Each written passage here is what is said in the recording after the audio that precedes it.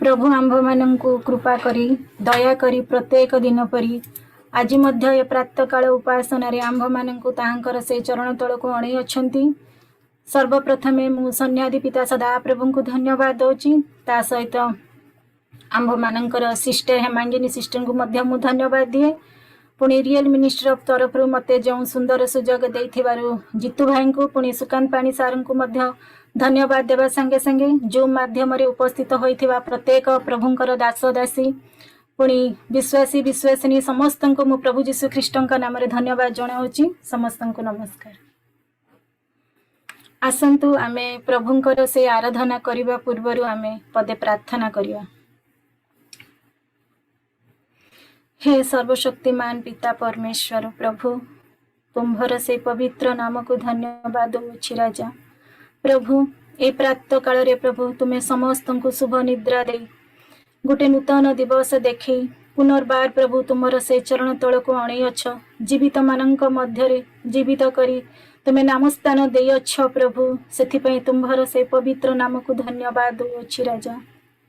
प्रभु तुम्हें आस तुम्हें आराधना रे प्रभु तुम्हें निजे उपस्थित है कि प्रभु आरंभ रु शेष पर्यंत तुम हस्त रे तुम्हें तोड़ी नियो बोली तुम निकट रे मु प्रार्थना विनती करुअछि बापा। प्रभु ए समय रे प्रभु गीत माध्यम रे तुम्हें प्रशंसा गौरव पाओ।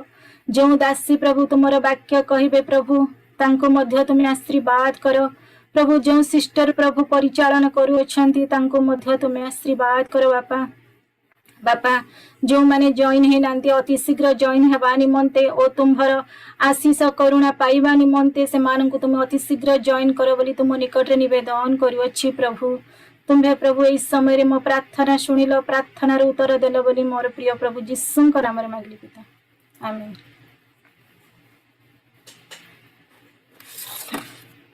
आसंतु आमे समस्ते जानिथिबा गीतटिए गाई प्रभुंकर प्रशंसा गौरव करिवा। प्रभु तुम्हें रुह साथे साथे मो जीवन सारा। प्रभु तुम्हें रुह साथे साथे ए जीवन सारा। प्रभु तुम्हें रुह साथे साथे ए जीवन सारा। भूली सबु चालू थिबी भूली सबु चालू थिबी तुम पछे परा ए जीवन सारा। प्रभु तुम्हें रुह साथे साथे ए जीवन सारा। बहु दूर पथ मोर पथ केते अंधार। बहु दूर पथ मोर पथे केते अंधार।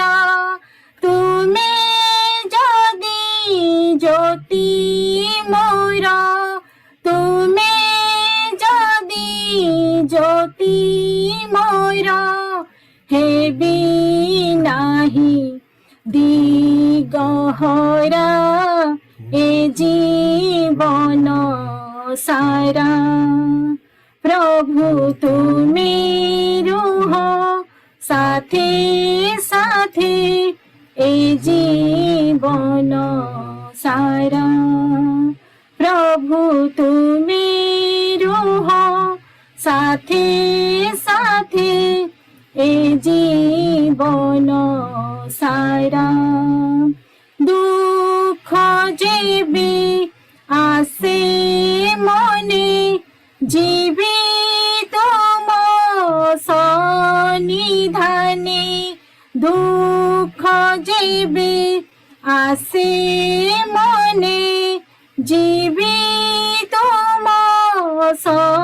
सन्निधाने तुमे जदि शांत नाम तुमे जदि সান্ত্বনাম ঝরি বনি অশ্রুধারা এ জীবন সারা। প্রভু তুমি রুহ সাথে সাথে এ জীবন সারা। ভুলি সবু চালু থিবি, ভুলি সবু চালু থিবি, তুম পছে পরা এ জীবন সারা। প্রভু তুমি রুহ সাথে সাথে এ জীবন সারা।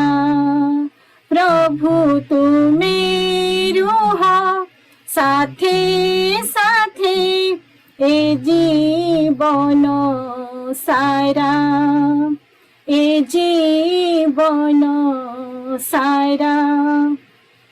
प्रभु नाम धन्यवाद हो। हाँ प्रभु, आम जीवन से शेष निश्वास पर्यंत आम जीवन में प्रभु जेपरी लगी रे, आम्भे जेपरी प्रभु ठारे आमर मन प्राण आत्मा दे आमर जीवन शेष निश्वास पर्यंत जेपरी आम प्रभु ठारे निकट में लगी रहा।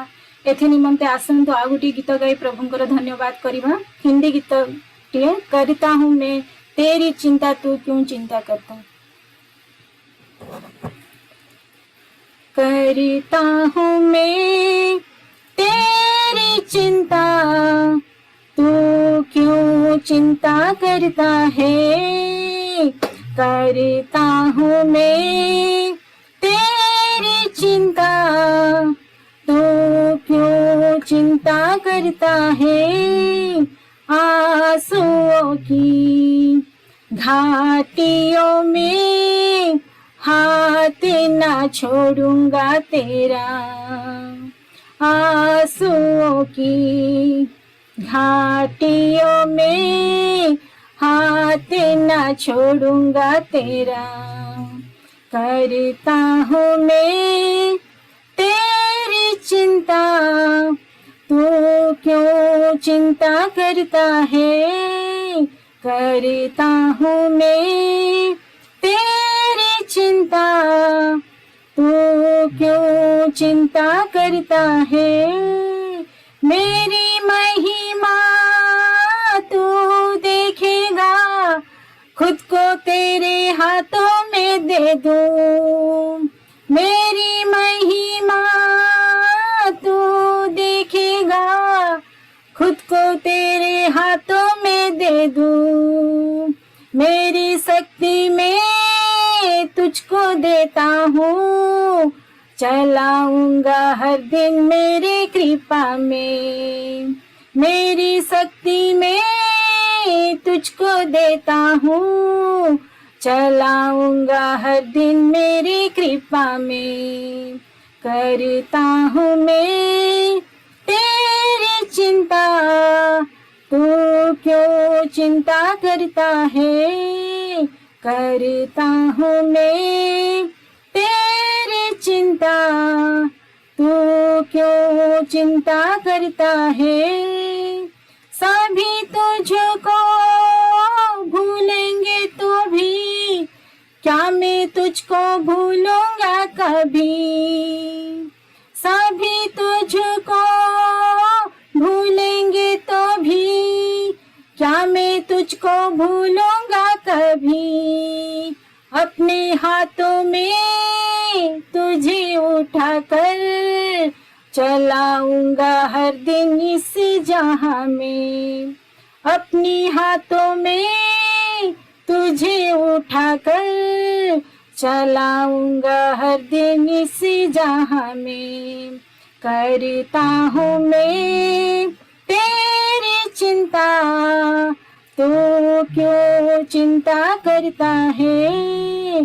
करता हूँ मैं तेरी चिंता तू क्यों चिंता करता है। अब्राहम का मैं परमेश्वर हूँ, अद्भुत कार्य क्यों न करूँगा। अब्राहम का मैं परमेश्वर हूँ, अद्भुत कार्य क्यों न करूँगा। लाल सागर में रास्ता दिया, आज भी मैं करने के योग्य हूँ। लाल सागर में रास्ता दिया, आज भी करने के योग्य हूँ। करता हूँ मैं तेरी चिंता, तू क्यों चिंता करता है। करता हूँ मैं तेरी चिंता, तू क्यों चिंता करता है। आंसुओं की घाटियों में हाथ न छोड़ूंगा तेरा। आंसुओं की घाटियों में हाथ न छोड़ूंगा तेरा। हालेलुया। आसन्तु आउ गोटे गीत गाई प्रभु को धन्यवाद करना।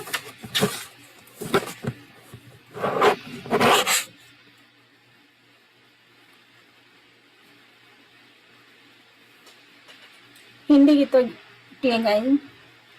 मेरा दिल बने तेरा सिंहासन, मेरी आत्मा तेरा सन। मेरा दिल बने तेरा सिंहासन, मेरी आत्मा तेरा सन। मेरे मन में तू हो विराजमान, यीशु मेरे तू है बड़ा महान। मेरे मन में तू हो विराजमान, यीशु मेरे तू है बड़ा महान। यीशु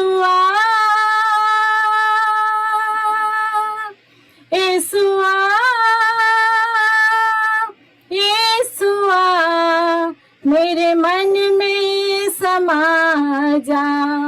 यीशुआ मेरे मन में समा जा। मेरा दिल बने तेरा सिंहासन, मेरी आत्मा तेरा सन। मेरा दिल बने तेरा सिंहासन, मेरी आत्मा तेरा सन। मेरे मन में तू हो विराजमान, यीशु मेरे तू है बड़ा महान। मेरे चेहरे पे तेरी रोशनी चमके, मेरी बातों से तेरी खुशबू महके। मेरे चेहरे पे तेरी रोशनी चमके, मेरी बातों से तेरी खुशबू महके। मेरे जीवन बने तेरी स्तुति का शान, तेरी प्रशंसा करती मेरी जुबान।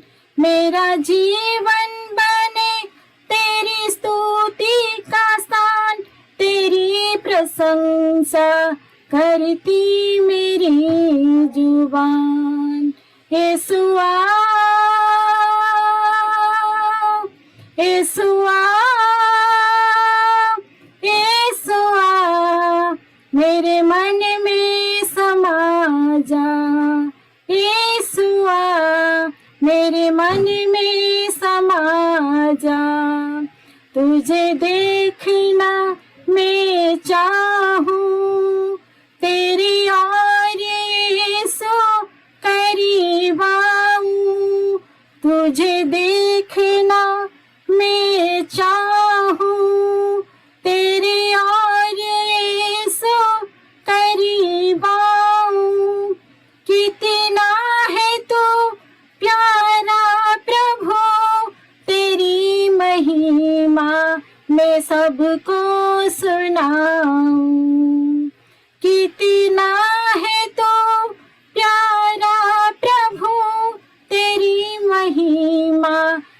सबको सुनाऊं। यीशुआ यीशुआ यीशुआ मेरे मन में समा जा। यीशुआ मेरे मन में समा जा। मेरा दिल बने तेरा सिंहासन, मेरी आत्मा तेरा आसन। मेरा दिल बने तेरा सिंहासन, मेरी आत्मा तेरा आसन। मेरे मन में तू हो विराजमान, यीशु मेरे तू है बड़ा महान। मेरे मन में तू हो विराजमान, यीशु मेरे तू है बड़ा महान। धन्य प्रभु, तुम्हें जे महान प्रेम प्रभु करुअछ प्रभु हमको। पिता तुम्हें एते सुंदर हमको शरीर मन प्राण देयछ बापा। से मन प्राण हृदय मध्य जेपरी प्रभु को तुमको स्थान दे पारिबु प्रभु। आमर से अंतर मध्य जेपरी प्रभु तुमको विराजमान करे पारिबु, तुमको से अंतरे बसई पारिबु बापा। से मन आम तुम समस्त को तुम्हें प्रदान कर बोली तुम निकट में प्रार्थना करुची। हे जीवित परमेश्वर, जीवित मानकर जीवित परमेश्वर प्रभु, तुम्हें जे राजा मानकर राजा प्रभु। प्रभु तुम्हें आस, तुम्हें ठारे उपस्थित हो बापा। जेते जन उपस्थित अच्छा बापा, प्रत्येक जन को तुम्हें स्पर्श कर, प्रत्येक जन को तुम्हें नाम धरी धरी तुम्हें आशीर्वाद कर बापा। आमे अनेक आशा अनेक योजना नहीं तुमर से चरण तल को आसी था बापा।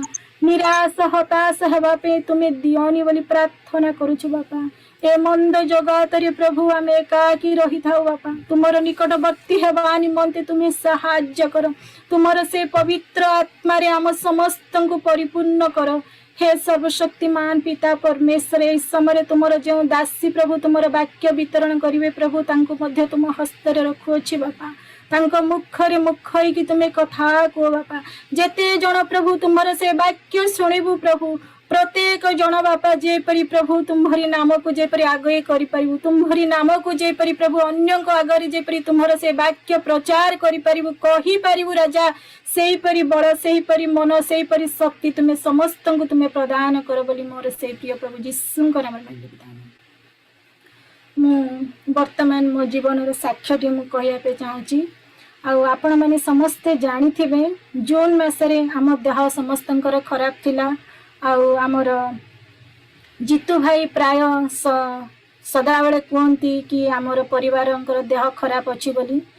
जीतू भाई को मध्य मु धन्यवाद देवा संगे संगे आपण माने समस्त को मध्य मु धन्यवाद दिए। आपण माने समस्ते आम परिवार पई प्रार्थना करुथिले। जून मासरे प्रथमे मो बड़ पुअर देह खराब है, ताकू खराब है कि 2 डेज पर मते मो सान पुओ को खराब है देह। मते सान पुओ को हैला परे मो स्वामी रो देह मध्य खराब है।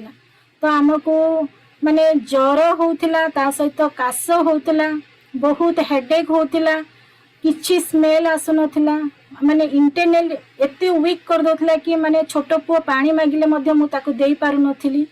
तो मेडिसिन जेतळे हमें खाउथिलु ज्वर कमुथिला, पुणी 1 to 2 आवर्स रे पुणी आउथरे फीवर स्टार्ट हो जाउथिला। आ हेडेक एते हेडेक होउथिला, माने किछि काम करिया इच्छा लागु नथिला, किछि नहीं। किंतु कंटिन्यू सेमिति 4-5 दिन चली गला। मेडिसिन खाउथलु किंतु कमु नथिला। तो आमे भाबिलु कोन पे कमुनी, आमे कोविड टेस्ट करिया बोली कि जेतळे कोविड टेस्ट करलु आमे समस्त को कोविड पॉजिटिव हैला बाहरिला। बहुत डर मारला जेतळे आमे सुनिलु कोविड पॉजिटिव बोली, कारण आमे बाहर अछु, आम पाखरे केही नांती। काई माने आम बापा मध्य कोविड रे चली जाई अछंती 2019 रे। जेतळे सेईटा मने पड़े डर लागला कोन करिवु कोन नै। मेडिसिन खाउथलु, प्रार्थना करुथलु। आपण मानकर समस्तंक प्रार्थना रु प्रभु हमको सुस्थ कले। सुस्थ करिकी 1 वीक हैला पुणी मो बड़ पुअर देह खराब हैला। तार देह सारा पूरा रेसेस हो गला। आमे डॉक्टर को पाख को गलु, डॉक्टर ताको ऑइंटमेंट देला, पुणी 7 डेज रे एंटीबायोटिक मेडिसिन देला। से मेडिसिन आनिकी आमे खाइलु, मो पुओ को बड़ पुओ को देलु। देरी कि 2 days पर तार होल बॉडी रे सेम रेसेस माने एमिति को जगह नथला तार देहर पूरा होल बॉडी पूरा रेसेस छोट छोट रेसेस परी पूरा फुल हो गला। पुणी ताको डॉक्टर पाकु नहीं कि गलु। डॉक्टर कहला कि काले एंटीबायोटिक द्वारा तार रिएक्शन होची तमे एंटीबायोटिक बंद कर दियो।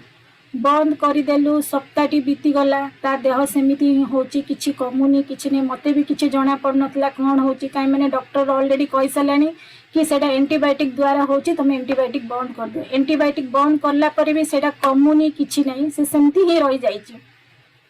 तापरे जेतले मु इंडिया आम रिलेटिव आम लोक मान समस्त जेतले वीडियो कॉल करली सेतले से माने समस्त देखि कि कहले कि ताकू मिली बेला हे जाईची बोली तो एठी लिंब पत्र हलदी लगे पे कहले किंतु एठी लिंब पत्र प्राय मिलेनी किंतु मो हस्बैंड इंडिया बाजार जाई कि जतले देखले सेही दिन प्रभु को दयारु से पत्र थिला ताकू नेई के आनी कि लगेलु पुणी एबे कमीची किंतु ताकू डॉक्टर ताकू माने एबे ऑइंटमेंट देइछंती तार ऑइंटमेंट एबे मध्य चालीची सेमिति है कि हमर 2-3 वीक्स गला लास्ट वीक हमर सांग घर को आमे बर्थडे पार्टी के जाइतलु बर्थडे पार्टी रो रिटर्न आसुतलु हाईवे रे आसुतलु आमे first second third lane highway रे थिला मो हस्बैंड सेकंड लाइन रे थिला हठात करी कि गोटे फर्स्ट लाइन रो लोकडा मोर हस्बैंड रो गाड़ी पाकू पूरा पळे आस्तिला सेतले मो हस्बैंड स्टीयरिंग बुले कि थर्ड लाइन को पळे आसिले सेतले प्रभु को दयारु थर्ड लाइन रे कोनोसी प्रकार गाड़ी नथिला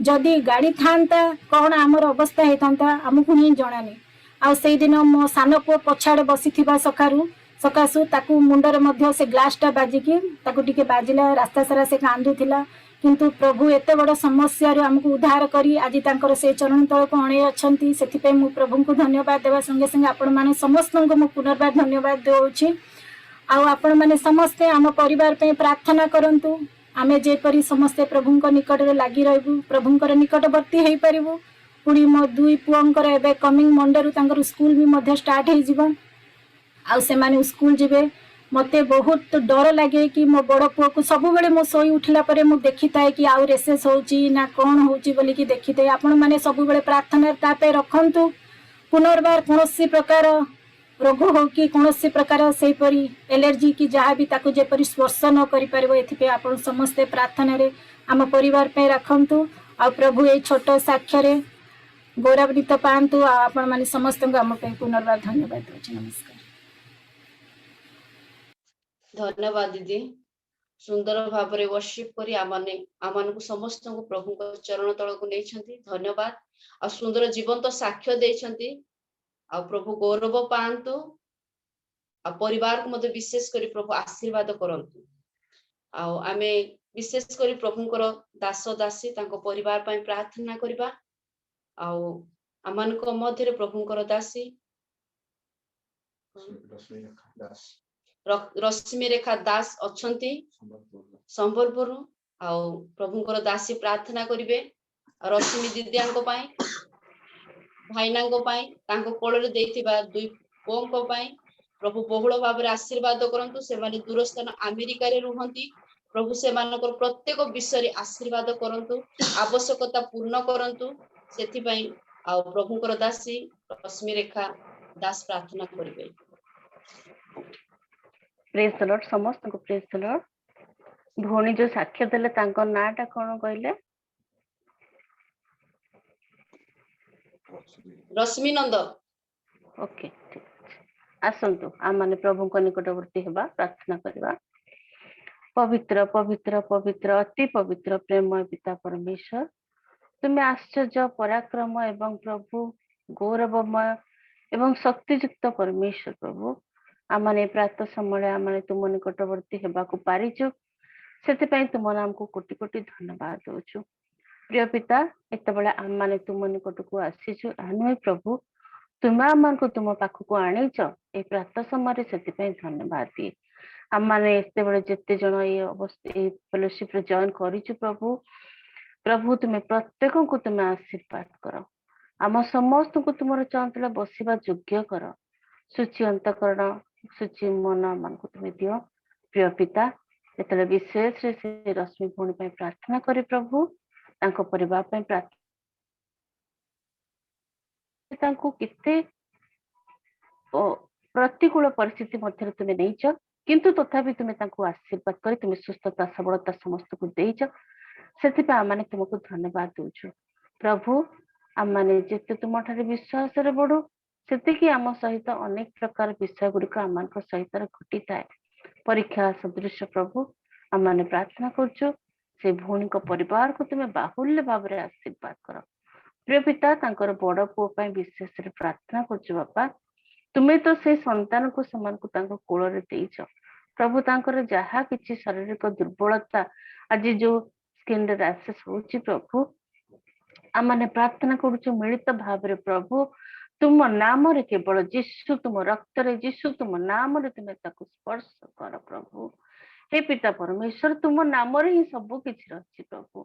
तुम नामरे तुमे ताकू सुस्थता प्रदान कर।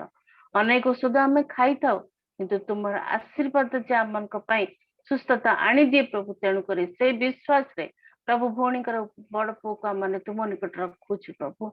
मस्तक रु तळी पा पर्यंत तुमे स्पर्श कर। कौन से पर जगह न था प्रभु, ता जगह प्रभु तार कोण को कष्ट रहिबो प्रभु। तुमे एपरि तुमे करुणा कर, आशीर्वाद कर पिता। तुमर वाक्य जे कार्य साधक, तुमर स्पर्श जे प्रभु कोमल प्रभु, आमान को से स्पर्श आमान को जीवन में दियो। प्रिय भौणी कर परिवार को, से भाई को मध्य तुमे आशीर्वाद कर। गत दिन रे केते बड़ एक्सीडेंट रे समान को तुमे उद्धार करिछ। गत दिन रे कोविड पॉजिटिव थिला बळे प्रभु केते कष्ट मध्य रे समान को तुमे सहाय्य करिछ। हे पिता, आमाने तुमको धन्यवाद दउछु प्रभु। भौणी को प्रत्येक अवस्था तुमे ताकर सहवर्ती परमेश्वर हो, ताकर कार्य तुमे आशीर्वाद कर। पारिवारिक प्रत्येक विषय को प्रभु तुमर उत्तमता सहित परिपूर्ण कर प्रभु। समान कर जीवा आसवा पत्र तुमे सहाय्य कर। आगामी दिन मान करे छुआ माने स्कूल जीवे प्रभु, तुमे दया कर। तुमर दूत मान को छाउणी समान को मध्य रे रहु बोली प्रार्थना करछि प्रभु। ए दुर्दिन जगत रे हमर ख्रीष्ट आश्रित परिवार, प्रत्येक परिवार ऊपर प्रभु तुमर से बलय तुमे रख। जेपरि प्रभु जगत रे कोनोसी मंदता आम पिला मन को स्पर्श न कर बोली हमने प्रार्थना करछु। प्रिय पिता, भाई कर पुनि भौणी कर प्रत्येक कार्य तुमे आशीर्वाद कर। प्रिय पिता, तुमे समस्त संतान जत्न नबार परमेश्वर। आमने तेबळे प्रार्थना करू ए समय जिते परिवार जड़ित होइछु, प्रत्येककर प्रार्थना निवेदन तुमे सुन बापा। हमें दया कर प्रभु, दया कर। दयामय परमेश्वर, करुणामय परमेश्वर, तुमर हस्त आमनकर सहित रहू। जदि आमनक जीवन केते बेले कोनोसी विषय प्रभु जानत अजानत आमे होइत उणा पड़ी जाइछु प्रभु, तुमे आमन को संशोधन कर, तुमे आमन को परिवर्तित कर। पुनि तुमर निकटवर्ती हे तुमे आमन को तुमर सानिध्य रे बढ़िबा पई सहायता कर। प्रिय भौणी केते सुंदर गीत गाइले प्रभु। प्रभु प्रत्येक गीत द्वारा तुमे प्रशंसा पाइछ बोले हमने धन्यवाद दउछु। प्रकृत रे तुमे आमन को पई चिंता करिछ, तेणु राजा तुमे आमने तुमको धन्यवाद दउछु। आधरे प्रिय परिवार को, ए रिबेलियन मिनिस्टर समस्त कर्मकर्ता को, समस्त कार्य को तुम हस्त रे रखुची। एतबेले प्रभु ए प्रातः समय मते तुमे प्रार्थना करबा पई सुजोग देल, सेति तुम नाम को धन्यवाद दिए। प्रार्थना सकल तुमे सुनी सारिछ, पुणी उत्तमतार सहित समस्त दे सारिछ तुमर गौरव पई। सेति आमने धन्यवाद दे केवल से त्राणकर्ता यीशु के नाम रे मांगुछु, आमेन। धन्यवाद दीदी, प्रार्थना करिया माने आगो पढ़े नहीं धन्यवाद। आ ए समय विज्ञापन अच्छी आमान मध्य वोमेन्स लीडर्स पद्मिनी दिगाल दीदी भुवनेश्वर जड़ित हो अच्छी। सी विज्ञापन आ प्रार्थना अनुरोध देवे।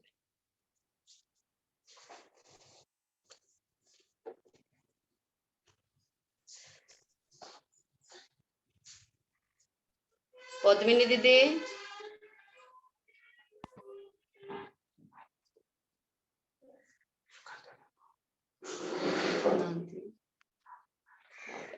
ए समय आमानकर रियल मिनिस्टर ट्रेजर अच्छी सुकांत पाणी सर, से विज्ञापन कहिबे। रियल मिनिस्ट्री अनुकूल अनुष्ठित आज प्रातकालीन चुम उपासना जिते प्रभुंकर मनोनीत दास दासी उपस्थित अच्छा प्रत्येक को मोर आंतरिक प्रेस्लो। आज विज्ञापन टी है प्रथम विज्ञापन टी आमानकर ऑनलाइन चुम जो चली सका 5 टा 6 पर्यंत यह कंटिन्यू चालू रहिबो। प्रति मंगलवार दिन माँ मान पाली रहिबो प्रति बुधवार दिन संध्यारे 6 ରୁ 7 पर्यंत आमानकर ऑनलाइन बाइबल स्कूल रहिबो एही सब मान को हमें मन रखी जूम को आसिया चेष्टा करिबा पुनी अन्य मान को मध्य आमे एही जूम रो लिंक को हमें शेयर करिबा ता संगे संगे किछि प्रार्थनार अनुरोध अछि रियल मिस्ट्री 10 जिल्ला रे सुसमाचार कार्य करूछि विशेष प्रार्थना करंतु अन्य जिल्ला मानकर जेपरि सुसमाचार कार्य आरंभ होई पारिबो सुसमाचार कार्य रे अनेक स्थान रे बाधा प्राप्त होछि से स्थान मानक पाए मध्य विशेष प्रार्थना करा जाऊ से स्थान मान करे जेपरि सुसमाचार कार्य हो पुनी आमे अनेक आत्मा को आमे जीति पारिबा ता संगे संगे मान को जानतर कि अजाणतर अनेक लोक असुस्थ अछंती समान को पाए मध्य विशेष प्रार्थना रे स्मरण करा जाऊ पुनी आज जूम रे जते परिवार उपस्थित अछंती प्रत्येक परिवार पाए प्रत्येक आवश्यकता पाए प्रत्येक सुस्थता पाए प्रत्येक भविष्य पाए विशेष प्रार्थना रे स्मरण करा जाओ एति मात्र धन्यवाद धन्यवाद सर विज्ञापन और प्रार्थना अनुरोध करथिबारु धन्यवाद और ए सब विषय ने हमें प्रार्थना करिबा रियल मिनिस्ट्री अनुकूल रे आउ जो 10टी जिल्ला रे 10टी सेवक अछंती सेमानको पाई और सेमाने सेवा कार्य करजिबा समय रे प्रभु सेमानको सहवर्ती होंतु तांको परिवार को आशीर्वाद करंतु सेति पाई आउ 10टी जिल्ला रे नेबा पाई भी इच्छा अछि मात्र अर्थर भी आवश्यक आउ प्रभुଙ୍କର उत्तम उत्तम दास मानको मध्य आवश्यक प्रभु से सब जोगांतु सेति पाई मध्य प्रार्थना करिबा हमें जूम रे जेते परिवार जड़ित होइछु सेमानको पाई जणातर जणातरे अनेक लोक असुस्थ और सेमानको पाई प्रार्थना करिबा आ विशेष प्रार्थना करिबा एबे जो वर्षा समय रे अनेक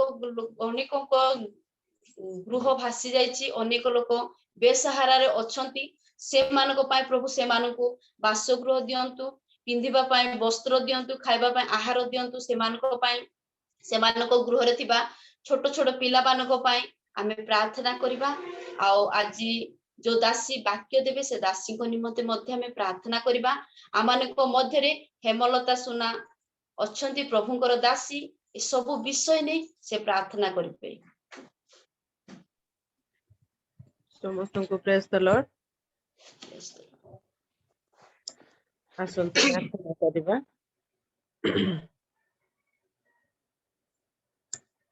धन्यवाद धन्यवाद धन्यवाद धन्यवाद धन्यवाद प्रशंसा गौरव संभ्रम तुमर हो प्रभु तुम्हें दया कल अनुग्रह कल राजा समस्त मंगल रक्षा कल गत मंगलवार ठारू आज पर्यंत तुम्हें आम मानकर सहित रहिल अनेक दुख अनेक कष्ट अनेक समस्या रोग संकट मृत्यु तुम्हें आम मान को बंचाई रखिल आउ प्रभु तुम्हें आम मान को सुंदर सुप्रभात देखिबार सुजोग देल से धन्यवाद दौची आज वोमेन्स फेलोशिप भाव रे प्रभु आम समस्त को एकत्रित करिछ से तुमर महत नाम धन्यवाद दिए एते बेले प्रार्थना करुची प्रभु तुम्हें आम मान को अनुग्रह कल दया कल जीवित मान मध्य तुम्हें आम मान को स्थान देल से प्रभु तुमर महानाम कोटि कोटि धन्यवाद दिए कारण प्रभु जदि आम माने आज मृत होई थांतु तुमर प्रशंसा करि पारि न थांतु किंतु जीवित मान मध्य तुम्हें आम मान को गण्य कल आउ से प्रभु आम माने तुम्हारी गौरव प्रशंसा करुछु धन्यवाद दौची तुम्हारी महत नाम धन्यवाद प्रशंसा गौरव संभ्रम आधिपत्य कर्तापण तुमर हो एते बेले प्रार्थना करुची प्रभु तुम्हें आस आम मानकर सहवर्ती ईश्वर हुआ तुमरी जो प्रिय दास को आज तुम्हें प्रभु वर्शिप करबा निमंते सुजोग देल तांकर साक्ष्यमय जीवन पाई तुमको धन्यवाद दौची तुम्हें तांको दिन जीवन रे प्रभु ए दिन मानकर अनेक दुख कष्ट थिला रोग थिला संकट थिला पीड़ा थिला आ सबुथिरु तुम्हें तांको सुरक्षा देल प्रभु आज से साक्ष्य दियंती बापा से तुमको महान हमको धन्यवाद दौची प्रभु तुमरी जो प्रिय दास लीडिंग करूछंती तुम्हें तांको मध्य आशीर्वाद कर समस्त क्षेत्र रे समस्त परिस्थिति रे तुमर उपस्थिति आशीर्वाद प्रदान कर आज तुमर प्रिय जो दास को मनोनीत करिछ प्रभु तुमरी प्रिय वाक्य देवा निमंती बापा तुम्हें तांको हजाओ लुचाओ प्रभु तुम्हें तांको सत सिंहर बलरी बलियान कर तुम्हें तांको पवित्र आत्मा का शक्ति रे परिपूर्ण कर आ तुमर वाक्य जे द्विधार खड्ग बापा आउ ए द्विधार खड्ग को कि प्रकार आम माने प्रभु व्यवहार करिबु ताहा मानकर ज्ञान रो बाहरे हे मंगलमय परमेश्वर ତୁମେ ଦୟା କର, ଅନୁଗ୍ରହ କର। ସେହି ବାକ୍ୟକୁ ଉତ୍ତମ ଭାବରେ ବଣ୍ଟନ କରିବା ନିମନ୍ତେ ପ୍ରଭୁ ତୁମର ଦାସଙ୍କୁ ତୁମେ ଜ୍ଞାନ ଦିଅ, ବୁଦ୍ଧି ଦିଅ, ବଳ ଦିଅ, ଶକ୍ତି ଦିଅ। ପ୍ରଭୁ ସତ୍ ସାହସ ପ୍ରଦାନ କର, ସମସ୍ତ ମଙ୍ଗଳରୁ ରକ୍ଷା କର ବାପା। ଯେତେବେଳେ ଏଇ ରିଏଲ ମିନିଷ୍ଟ୍ରି ମାଧ୍ୟମରେ ଯେତେ ଜଣ ଜଡିତ ଅଛୁ ପ୍ରତ୍ୟେକଙ୍କୁ ତୁମେ ଆଶୀର୍ବାଦ କର, ଦୟା କର। ପ୍ରତ୍ୟେକଙ୍କୁ ପ୍ରଭୁ ବାକ୍ୟ ଶୁଣିବାର ଏକ ମନ ଦିଅ, ଜ୍ଞାନ ଦିଅ, ବୁଦ୍ଧି ଦିଅ। ପ୍ରାର୍ଥନା କରୁଛୁ ପ୍ରଭୁ, ବର୍ଷା ଜନିତ କ୍ଷୟକ୍ଷତି ଅନେକ ସ୍ଥାନରେ ଘଟିଅଛି। ସାରା ଭାରତରେ ବର୍ଷା ଲାଗି ରହିଛି ପ୍ରଭୁ। ଅନେକ ସ୍ଥାନରେ ବନ୍ୟା ପ୍ଲାବିତ ହୋଇ ପ୍ରଭୁ ଅନେକ ଲୋକଙ୍କୁ ଦୁର୍ଦ୍ଦଶାର କାରଣ ହୋଇଅଛି। ଅନେକ ଦୁଃଖ କଷ୍ଟ ମଧ୍ୟରେ ଅଛନ୍ତି ବାପା। କିଏ ପାଣି ଘେର ମଧ୍ୟରେ ଅଛନ୍ତି ତ, କିଏ ଅନାହାରରେ ଅଛନ୍ତି ତ, କିଏ ଖାଦ୍ୟ ବସ୍ତ୍ର ଅଭାବରେ ଅଛନ୍ତି। ହେ ମଙ୍ଗଳମୟ ପ୍ରଭୁ, ପ୍ରତ୍ୟେକ ସ୍ଥାନରେ ତୁମର ସେ ଉପସ୍ଥିତି ପ୍ରଦାନ କର। ଧନ୍ୟବାଦ ଦଉଛୁ ବାପା, ପ୍ରତ୍ୟେକ ଲୋକମାନଙ୍କୁ ତୁମେ ସୁରକ୍ଷା କରିଛ ଆଜି ପର୍ଯ୍ୟନ୍ତ। ହେ ମଙ୍ଗଳମୟ ପ୍ରଭୁ, ଏଇ ସମୟ ମାନଙ୍କ ମଧ୍ୟରେ ଅନେକ ରୋଗ, ଦୁଃଖ, ସଙ୍କଟ, ମୃତ୍ୟୁ ଆସିବ ବାପା। ସେଇଥିରୁ ସମସ୍ତଙ୍କୁ ରକ୍ଷା କର। କାରଣ ପ୍ରଭୁ ଯେତେବେଳେ ଜଳ ଚାରିଆଡେ ପ୍ରଭୁ ପ୍ଲାବିତ କରିଥାଏ, ସେଇ ସମୟରେ ଅନେକ ପ୍ରକାର ମହାମାରୀର ମଧ୍ୟ ଆଉ ପ୍ରଭୁ ଆଶଙ୍କା ରହିଥାଏ। ତୁମେ ଦୟା କର ବାପା, ପ୍ରତ୍ୟେକ ମନୁଷ୍ୟକୁ ତୁମେ ସୁସ୍ଥତା ପ୍ରଦାନ କରି ତୁମରି ଗୌରବ କରିବା ନିମନ୍ତେ ସାହାଯ୍ୟ କର। ପ୍ରଭୁ ଏ ଦେଶକୁ ତୁମେ ସମ୍ପୂର୍ଣ୍ଣ ସୁରକ୍ଷା ଦିଅ। ଗତକାଲି ଆମମାନେ ସ୍ୱାଧୀନତା ଦିବସ ପାଳନ କଲୁ ବାପା। ହଁ ପ୍ରଭୁ, ତୁମେ ଅନୁଗ୍ରହ କଲ, ଦୟା କଲ। 75ଟି ବର୍ଷ ତୁମେ ଅତିକ୍ରମ କରିବାକୁ ଦେଲ। ସ୍ୱାଧୀନତାର ଏତେ ବର୍ଷ ଗତ ହେଲେ ମଧ୍ୟ ପ୍ରଭୁ ଆଜି ଭାରତ ବର୍ଷରେ ଯେ କୌଣସି ପ୍ରକାର ମନୁଷ୍ୟ ମାନେ ନିଜକୁ ସ୍ୱାଧୀନତା ପାଇପାରି ନାହାନ୍ତି। ଦେଶ ସ୍ୱାଧୀନତା ପାଇଛି କିନ୍ତୁ ମନୁଷ୍ୟ ମାନେ ସ୍ୱାଧୀନତା ପାଇନାହାନ୍ତି ବାପା। ଆଜି ପ୍ରତ୍ୟେକ ମନୁଷ୍ୟ ଅନ୍ତରରେ ତୁମେ କାର୍ଯ୍ୟ କର। ଆଜି ତୁମର ସେହି ମୁକ୍ତି, ତୁମର ସେହି ଉଦ୍ଧାର ପ୍ରଭୁ ଯେପରି ପ୍ରତ୍ୟେକ ମନୁଷ୍ୟର ହୃଦୟରେ, ପ୍ରତ୍ୟେକ ମନୁଷ୍ୟର ଆତ୍ମା ଆଜି ଉଦ୍ଧାର ପାଇବ, ସେହିଭଳି ତୁମେ ଅନୁଗ୍ରହ କର। ସାରା ଭାରତରେ ପ୍ରଭୁ ଅନେକ ତୁମରି ହଜା ଆତ୍ମା ଅଛନ୍ତି। ସେମାନେ ଯେପରି ଦିନେ ତୁମକୁ ଜାଣିବେ, ତୁମକୁ ଚିହ୍ନିବେ, ଆଉ ପାପର ବନ୍ଧନରୁ ସେମାନେ ମୁକ୍ତ ହୋଇ ପ୍ରଭୁ ତୁମରି ଗୌରବ ପ୍ରଶଂସା କରିବେ। ଆଉ ସେଇ ଦିନଟି କେବଳ ସ୍ୱାଧୀନତାର ଦିବସ ହେବ ପ୍ରଭୁ। ସେହିପରି ତୁମେ ଆଶୀର୍ବାଦ କର, ଦୟା କର, ଅନୁଗ୍ରହ କର।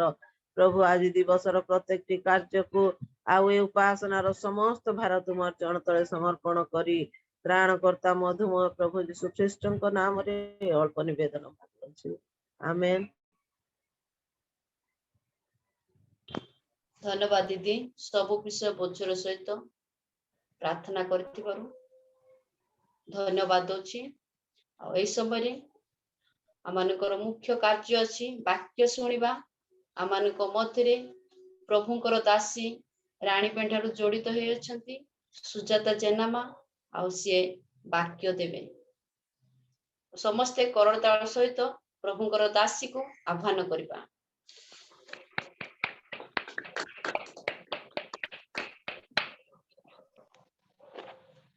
ସମସ୍ତଙ୍କୁ ପ୍ରେସ୍ କଲ। ପ୍ରଭୁଙ୍କ ମହତ୍ ନାମ ଧନ୍ୟ ହେଉ। ସେ ଆମମାନଙ୍କୁ ଅନୁଗ୍ରହ କଲେ ଆଜି ଜୀବିତ ମାନଙ୍କ ମଧ୍ୟରେ ବାସ କରିବା ପାଇଁ ଜୀବନରେ ବଞ୍ଚାଇଲେ। ପୁଣି ରିଏଲ ମିନିଷ୍ଟ୍ରି ମାଧ୍ୟମରେ ତାଙ୍କ ସେବା କରିବା ପାଇଁ ପ୍ରାପ୍ତ କାଳରେ ତାଙ୍କ ମନୋନୀତ ବିଶ୍ୱାସୀ ବିଶ୍ୱାସିନୀ ସମସ୍ତଙ୍କ ଗହଣରେ ସ୍ୱର୍ଗୀୟ ସେବା କରିବାର ସୌଭାଗ୍ୟ ଆଉ ସୌଭାଗ୍ୟ। ଏଥିପାଇଁ ତାଙ୍କ ମୋ ଅଯୋଗ୍ୟକୁ ଏ ସୁନ୍ଦର ସମୟ ଦେଇଥିବାରୁ ତାଙ୍କୁ ପୁଣି ତାଙ୍କ ସହକର୍ମୀ ମାନଙ୍କୁ ପୁଣି ଆଜିର ସେବାରେ ଉପସ୍ଥିତ ହୋଇଥିବା ଅନେକ ମନୋନୀତ ପାଳକ ପାଳିକା, ପୁଣି ଏଇ ମହିଳା ମାନଙ୍କର ଏଇ ଫେଲୋସିପ ରେ ଯୋଗ ଦେଇଥିବା ବିଶ୍ୱାସିନୀ ମା ଭଉଣୀ ପ୍ରତ୍ୟେକଙ୍କୁ ମୋ ହୃଦୟପୂର୍ଣ୍ଣ ନମସ୍କାର ଜଣାଏ। ନମସ୍କାର। ଆସନ୍ତୁ ଆଜିର ବାକ୍ୟ ଆରମ୍ଭ ପୂର୍ବରୁ ଆମେ ପ୍ରାର୍ଥନା କରିବା। ମହିମାମୟ ସ୍ୱର୍ଗସ୍ଥ ପିତା, ତୁମର ଆଶ୍ଚର୍ଯ୍ୟ ଆଉ ମହତ୍ ନାମକୁ ଆମେ ଗୌରବ କରୁଛୁ। ତୁମର ପୁଣ୍ୟ ପାଦ ତଳେ ବସି ତୁମ ସ୍ୱର୍ଗୀୟ ସେବା କରିବାର ସୌଭାଗ୍ୟ କେବଳ ତୁମ ଅନୁଗ୍ରହରୁ ପାଇଛୁ ପ୍ରଭୁ। ଏଥିପାଇଁ ତୁମ ନାମକୁ ଆମେ ଧନ୍ୟବାଦ କରୁଛୁ। ଆଜି ପ୍ରାପ୍ତ କାଳରେ ଦିବସର ପ୍ରାରମ୍ଭରେ ତୁମ ଶ୍ରୀମୁଖ ଦେଖିବା ପାଇଁ, ତୁମ ଜୀବନ୍ତ ବାକ୍ୟ ଶୁଣି ଜୀବନରେ ବଞ୍ଚିବା ପାଇଁ तुम राज्य निमंते प्रस्तुत हेबा पई जेउ सौभाग्य देइछ एथिपाई तुमर आश्चर्य नाम को आमे गौरव करुछु। पिताजी जेते तुमर वाक्यर क्षुदा तुषा नहीं बसिअछु समस्त को तुमर से जीवंत स्वर्गीय माना दे आमनुक जीवन को परितृप्त कर। वाक्य शुणिबु वाक्य पालन करिबु तुम राज्य पाई निज निज जीवन को प्रस्तुत करिबु एथिपाई साहाय्य कर। मो दिन धूली नितांत योग्य प्रभु तुमे मोर मुखर सहवर्ती हुओ पुणी वाक्यर आकांक्षाकारी प्रत्येक आत्मा गण को कथा कही तुमे परितृप्त कर। गौरव केवल तुमरी हेउ यीशु नामे मागुछि आमेन। ए रियल मिनिस्ट्री माध्यम रे आमे प्रतिदिन प्रभुंकर मनोनीत बालक मानक द्वारा आउ अनेक तालीम प्राप्त आउ वाक्यर अभिज्ञकारी लोक मानक द्वारा अति सुंदर वाक्य सुनी पारुछु। प्रभु अनुग्रह करी आमनकु ए सुंदर सुजोग देइछन्ते आउ मुनितांत योग्य हेले हैं ए रियल मिनिस्ट्री रो प्रतिष्ठाता कर महाशय मुधुली को ए समय देइछन्ती एतिपाई तांकु विशेष धन्यवाद दिए। प्रभु तांकु पुणी तांक सहकर्मी मानंकु सेमानंकर आउ अनेक चेष्टा अनेक अनुदान अनेक श्रम हेतु आउ ए सुजोग आमाने पाइछु एतिपाई तांकु पुणी आजिर वार्षिक करिथिबा भौणी रश्मिनंद परिवार को मध्य मु विशेष धन्यवाद दिए। आउ आपण माने जानिथिबे से परिवार सकल विषय से साक्ष्य भाव रे जणाउथिले जे तांको परिवार को की प्रकार समस्या आसीथिला। प्रिय माने वर्तमान आमे जेमु जगत रे अछु सेई जगत आमो पाई निरापद नुहे। आमे जेउ आडे अनाइबा केवल अमंगल विपद महामारी क्लेश विनाश माड़ी आसुछि। एई परी प्रतिकूल जगत रे आमे वास करूछु जो द्वारा गृह रे अमंगल ग्राम रे अमंगल देश रे अमंगल चतुर्दिगरे केवल समस्या आमे देखि पारुछु। एई परी विपद पूर्ण जगत रे आमे कोन करिबा को हेबो ताहार प्रतिकार निमंते एई समय रे आमे विवेचना करिबा को हेबो। पुणी परिवार मध्य रे जदि समस्या आसे तेबे तहिर मुकाबिलार मुख्य कारण हेउछि स्त्री। स्त्री द्वारा परिवार समस्या दूर हुए। स्त्री द्वारा स्त्रीर प्रार्थना द्वारा विपद घुंची जाए। आमे से विषय रे जदि देखिबा आजिर वाक्यर शिरोनामा हैला अमंगल समय रे साहसिक हुओ। सेई विषय आमे देखिबा वाक्य रे लेखा जाए ता होछि प्रथम सामुएल 25 पर्व।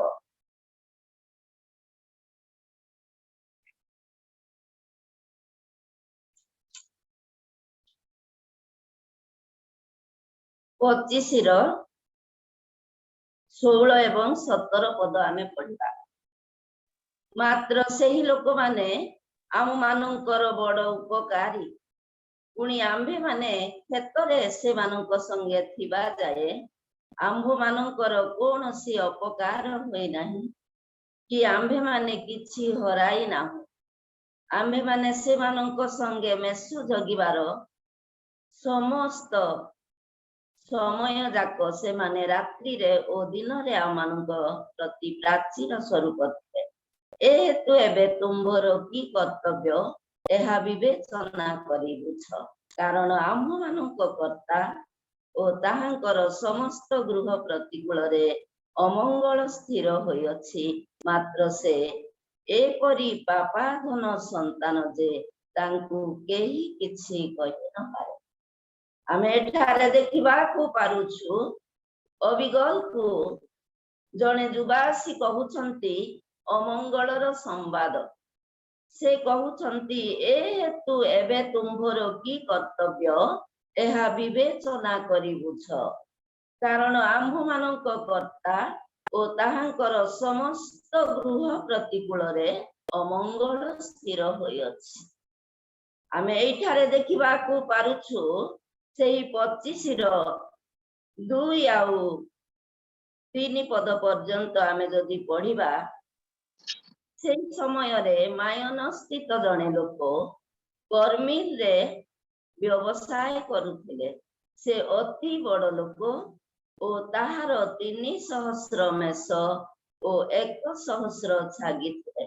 ପୁଣି ସେ କର୍ମିଲରେ ଆପଣା ମେଷ ଲୋମ ଛେଦନ କରୁଥିଲେ। ସେହି ମନୁଷ୍ୟର ନାମ ନାବଲ ଓ ତାହାର ଭାର୍ଯ୍ୟାର ନାମ ଅବିଗଲ। ସେଇ ସ୍ତ୍ରୀ ବୁଦ୍ଧିମତୀ ଓ ରୂପବତୀ, ମାତ୍ର ସେଇ ପୁରୁଷ କଟୁଭାଷୀ ଓ କୁକର୍ମକାରୀ ଓ ସେ କାଲେବ ବଂଶଜ ଥିଲେ। ଆମେ ଏଠାରେ ଦେଖିବାକୁ ପାରୁଛୁ ମାୟନ ସ୍ଥିତର ଜଣେ ଲୋକ କର୍ମିଲରେ ବ୍ୟବସାୟ କରୁଥିଲେ। ସେ ଅତି ବଡ଼ ଲୋକ, ଧନଶାଳୀ ଲୋକ ଥିଲେ। ଆଉ ତାଙ୍କର 300 ମେଷ ଓ 100 ଛାଗି ଥିଲେ। ଆଉ ସେ ଅନେକ ଦାସ ମାନେ ମଧ୍ୟ ରଖିଥିଲେ। ତାହାର ସମସ୍ତ ଧନ ସମ୍ପତ୍ତି ଥିଲେ ମଧ୍ୟ ତାହାର ମୁଖର କଥା କଟୁ। ସେ ଜଣେ କଟୁ ଭାଷୀ ଥିଲେ ଓ କୁକର୍ମକାରୀ।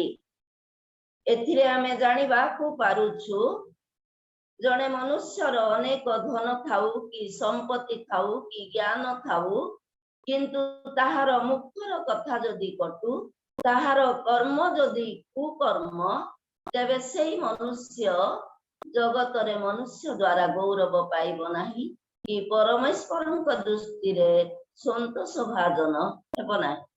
ଆଉ ଏଇପରି ଜଣେ ମୂଢ, କଟୁଭାଷୀ ଆଉ କୁକର୍ମକାରୀ ବ୍ୟକ୍ତିଙ୍କର ସ୍ତ୍ରୀ ଥିଲେ ଅବିଗଲ। କିନ୍ତୁ ସେହି ଅବିଗଲ ଥିଲେ ଜଣେ ରୂପବତୀ ଆଉ ବୁଦ୍ଧିମତୀ। ପ୍ରଭୁଙ୍କର ପ୍ରିୟ ବିଶ୍ୱାସୀ ବିଶ୍ୱାସିନୀ ମାନେ ଶୁଣନ୍ତୁ, ଯେ କି ଜଣେ ମୂଢ, କୁକର୍ମକାରୀ, କଟୁଭାଷୀ, କିନ୍ତୁ ତାଙ୍କ ସ୍ତ୍ରୀ ଥିଲେ ଜଣେ ବୁଦ୍ଧିମତୀ ଆଉ ରୂପବତୀ। ସମ୍ପୂର୍ଣ୍ଣ ସ୍ୱାମୀ ଠାରୁ ତାଙ୍କର ବ୍ୟବହାର ବିପରୀତ ଥିଲା। ଆଉ ଆମେ ଜଗତରେ ଦେଖିବାକୁ ପାରୁଛୁ ଅନେକ ପରିବାରରେ ସ୍ୱାମୀ ସ୍ତ୍ରୀ ସମାନ ନୁହନ୍ତି। ଯଦି ସ୍ୱାମୀ ଭଲ ଥାଏ, ସ୍ତ୍ରୀ ତାର ବିପରୀତ ଥାଏ। ଯଦି ସ୍ତ୍ରୀ ଭଲ ଥାଏ, ସ୍ୱାମୀ ତାର ବିପରୀତ ଥାଏ। ସ୍ୱାମୀର ଗୁଣ ଯଦି ଭଲ ଥାଏ, ସ୍ତ୍ରୀର ଗୁଣ ଭଲ ନଥାଏ। ଏଇପରି ନାବଲର ସ୍ୱଭାବ ଭଲ ନଥିଲା। ହୁଏତ ତାର ଧନ ସମ୍ପତ୍ତି ଥିଲା, କିନ୍ତୁ ଉତ୍ତମ କର୍ମ ତାଠାରେ ନଥିଲା। କିନ୍ତୁ ସେ ପାଇଥିଲେ ପ୍ରଭୁଙ୍କ ଦ୍ୱାରା ଏକ ବୁଦ୍ଧିମତୀ ଆଉ ରୂପବତୀ ସ୍ତ୍ରୀ ଥିଲେ। ଆମେ ମନୁଷ୍ୟ ହିସାବରେ ଜଗତରେ ପ୍ରଭୁଙ୍କର ଗୌରବ କରିବା ପାଇଁ ସେ ଆମମାନଙ୍କୁ ଅନେକ ମଙ୍ଗଳ ଦାନ ଦେଇଛନ୍ତି, ଏକତ ଜୀବନ ଦେଇଛନ୍ତି। ଆଉ ଆମ ମୁଖ ଦ୍ୱାରା ଗୌରବ କରିବା ପାଇଁ ସେ ଆମକୁ ସୃଷ୍ଟି କରିଛନ୍ତି। ଏଣୁ ସେଇ ମୁଖରେ ଆମେ ତାଙ୍କ ଗୌରବ କରିବାକୁ ହେବ। ସେଇ ମୁଖ ଦ୍ୱାରା ଆମେ କହୁଥିବା କଥାବାର୍ତ୍ତା ଶ୍ରୋତା ମାନଙ୍କ ମୁଖକୁ ସୁମିଷ୍ଟ ଲାଗିବାକୁ ହେବ। କିନ୍ତୁ ନାବଲର କଟୁ ଭାଷା ତାହା ମନୁଷ୍ୟ ମାନଙ୍କ ପାଇଁ ସୁମିଷ୍ଟ ନଥିଲା। ଆମେ ଯଦି ବାକ୍ୟରେ ଦେଖିବା ଯେ ଆଉ ଜୀବନ ଆଉ ମରଣ ଜିହ୍ବାର ଅଧୀନ। ଯେଉଁ ଲୋକ ତାକୁ ଭଲ ଭାବରେ ଜାଣେ, ସେ ହିଁ ତାହାର ଫଳ ଭୋଗ କରିବ।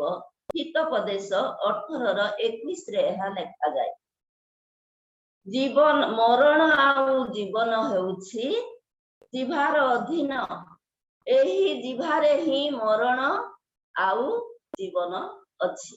ଆମେ ବାକ୍ୟରେ ଅନେକଙ୍କୁ ଦେଖିବାକୁ ପାରୁଛୁ ଯେ ମୁଖର କଥା ଦ୍ୱାରା ସେମାନେ ପତିତ ହୋଇଯାଇଛନ୍ତି। ଆମେ ଯଦି ଦେଖିବା, ଆଉ ଏହି ମୁଖର କଥା ହିଁ ଜୀବନ ଆଣି ଦେଇଥିଲା ସେଇ କ୍ରୁଶ ପାଖରେ ଥିବା ଡାହାଣ ଚୋରକୁ। ଯେତେବେଳେ ଯୀଶୁଙ୍କ ଆଉ ଦୁଇ ପାଖରେ ଦୁଷ୍କର୍ମକାରୀ 2 ଜଣ ଥିଲେ, ଜଣେ ଯୀଶୁଙ୍କୁ ନିନ୍ଦା କରି କହିଲେ, କଟୁ ଭାଷାରେ କହିଲେ, ତୁମେ ଯଦି ପ୍ରକୃତରେ ଖ୍ରୀଷ୍ଟ, ତେବେ ତୁମେ ନିଜକୁ ରକ୍ଷା କର ଆଉ ଆମକୁ ମଧ୍ୟ ରକ୍ଷା କର।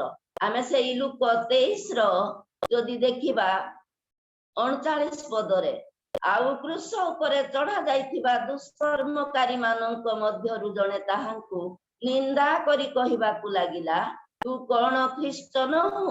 ନିଜକୁ ଆଉ ଆମମାନଙ୍କୁ ରକ୍ଷା କର। କିନ୍ତୁ ଆଉ ଜଣେ ତାଙ୍କୁ କହୁଛନ୍ତି, ଆଉ ଆଉ ଆମ୍ଭେମାନେ ସିନା ନ୍ୟାୟରେ ଦଣ୍ଡ ଭୋଗ କରୁଛୁ, କାରଣ ଆମ୍ଭେମାନେ ନିଜ ନିଜ ଦୁଷ୍କର୍ମର ସମୁଚିତ ଫଳ ପାଉଛୁ, କିନ୍ତୁ ଏହି ବ୍ୟକ୍ତି କୌଣସି ଦୋଷ କରିନାହାନ୍ତି। ଆଉ ସେଇ ଅନୁତାପ କଲେ, ନିଜର ପାପକୁ ବୁଝିଲେ, ଆଉ ତାଙ୍କ ମୁଖରେ ସଦାପ୍ରଭୁଙ୍କୁ ଗୌରବ ଦେଲେ। ତୁ କଣ ପ୍ରଭୁଙ୍କୁ ଭୟ କରୁନାହୁଁ? ଏହା ସେ ଅନ୍ୟ ଚୋରକୁ କହିଥିଲେ। ଆଉ ସେ କହିଲେ ନମ୍ର ଭାବରେ, ହେ ପ୍ରଭୁ, ତୁମ ରାଜ୍ୟକୁ ଯିବା ବେଳେ ମତେ ସ୍ମରଣ କର। ସେଇ କ୍ଷଣି ତାଙ୍କ ମୁଖର କଥାରେ ତାଙ୍କ ଗତ ଦିନର ସମସ୍ତ ଦୁଷ୍କର୍ମ ପ୍ରଭୁ ପାସୋରି ଗଲେ। ସେ କରିଥିବା ଅନ୍ୟାୟ, ଡକାୟ, ଚୋର, ଅବାଧ୍ୟତା, ଅଧର୍ମକୁ ପ୍ରଭୁ ସ୍ମରଣ କଲେ ନାହିଁ। ତାଙ୍କର ମୁଖର କଥାରେ ସେ ଅନନ୍ତ ଜୀବନ ପାଇଲେ। ହାଲେଲୁୟା। ସେଇ ମୁହୂର୍ତ୍ତ ସଦା ପ୍ରଭୁ ତାଙ୍କୁ କହିଲେ, ଆଜି ମୋ ସହିତ ତୁମେ ପାରଦେଶରେ ଉପସ୍ଥିତ ହେବ। ଏଣୁ କୁହାଯାଏ, ମରଣ ଆଉ ଜୀବନ ଆମର ଜିହ୍ବାର ଅଧୀନ। ଆଉ ସେଇ ଚୋର ସେଇ କ୍ଷଣି ସଦା ପ୍ରଭୁଙ୍କ ସହିତ ପାରଦେଶରେ ଉପସ୍ଥିତ ହେଇଥିଲା। ଆମେ ବାକ୍ୟରେ ଅନେକଙ୍କ ବିଷୟ ଦେଖିବାକୁ ପାରୁ। ଅନେକ ଲୋକ ଗର୍ବ କରି, ଅଭିମାନ କରି, ଆଉ କଟୁ ବ୍ୟବହାର କରି ନଷ୍ଟ ହୋଇଯାଇଛନ୍ତି। ଆମେ ଯେବେ ଦେଖିବା ନବୁକଦନେସ୍ସର ବିଷୟରେ, ସେ ମଧ୍ୟ ଅହଙ୍କାର କଲେ। ମୁଖରେ ଏହି ମହତି ବାବିଲ କି ମୋହର ନିଜର ବଳରେ, ଜ୍ଞାନର ବଳରେ, ମୋହର ପ୍ରତାପରେ ମୁଁ ଏହା ତିଆରି କରିନାହିଁ। ଏହି ବାବିଲ କି ମୋହର ଜ୍ଞାନ ବଳରେ ମୁଁ ତିଆରି କରିନାହିଁ। ଯେତେବେଳେ ମୁଁ ଶବ୍ଦ ବ୍ୟବହାର କଲେ, ସେଇ କ୍ଷଣି ତା ମୁଖର କଥା ନ ଶୁଣି ତାହାଙ୍କ ଠାରୁ ରାଜ୍ୟ ଗଲା। ସେ ରାଜା ହେଲେ ମଧ୍ୟ ତକ୍ଷଣେ ସେ ପଶୁର ଆତ୍ମା ପାଇଲେ। ପ୍ରଭୁ ତାଙ୍କ ଠାରୁ ରାଜ୍ୟ ନେଲେ, ରାଜା ପଦ ନେଇଗଲେ। ଆଉ 7 ବର୍ଷ ପର୍ଯ୍ୟନ୍ତ ସେ ଆକାଶର ଶିଶିରରେ ତିନ୍ତିଲେ, ଆଉ ଆକାଶର କାକରରେ ତିନ୍ତିଲେ। ପଶୁ ପରି ତୃଣ ଭୋଜନ କଲେ, ଉକ୍ରସ ପକ୍ଷୀ ପରି ତାଙ୍କର ନଖ ବଢିଲା, କେଶ ବଢିଲା। 7 କାଳ ସେ ବଣରେ ରହିଲେ। ଏଇ ମୁଖର ଶବ୍ଦ କି ପ୍ରକାର ମନୁଷ୍ୟକୁ ପତନ କରିଦିଏ। ପ୍ରିୟ ପ୍ରଭୁଙ୍କର ବିଶ୍ୱାସୀ ବିଶ୍ୱାସିନୀ ମାନେ, ଆମେ ଜାଣିବାକୁ ପାରୁଛୁ। ଆଉ ସେଇଦିନ ଆମେ ଯଦି ଦେଖିବା ହାମାନର ବିଷୟ, ସେ ନିଜର ଆତ୍ମ ବଢିମା ପାଇଁ ଯେତେବେଳେ ମର୍ଦ୍ଦକ୍ଷ ତାଙ୍କୁ ପ୍ରଣାମ କରୁନାହାନ୍ତି, ସମସ୍ତେ ଉଠି ପ୍ରଣାମ କରୁଛନ୍ତି। ଏଣୁ ସେ ନିଜକୁ ଆଉ ବଢିମା ଦେଖାଇ, ନିଜର ଗୌରବକୁ ଦେଖାଇବା ପାଇଁ ସେ କେତେ ବଡ ବିନାଶ ଚେଷ୍ଟା କଲେ ଯିହୁଦୀ ଲୋକମାନଙ୍କ ପାଇଁ।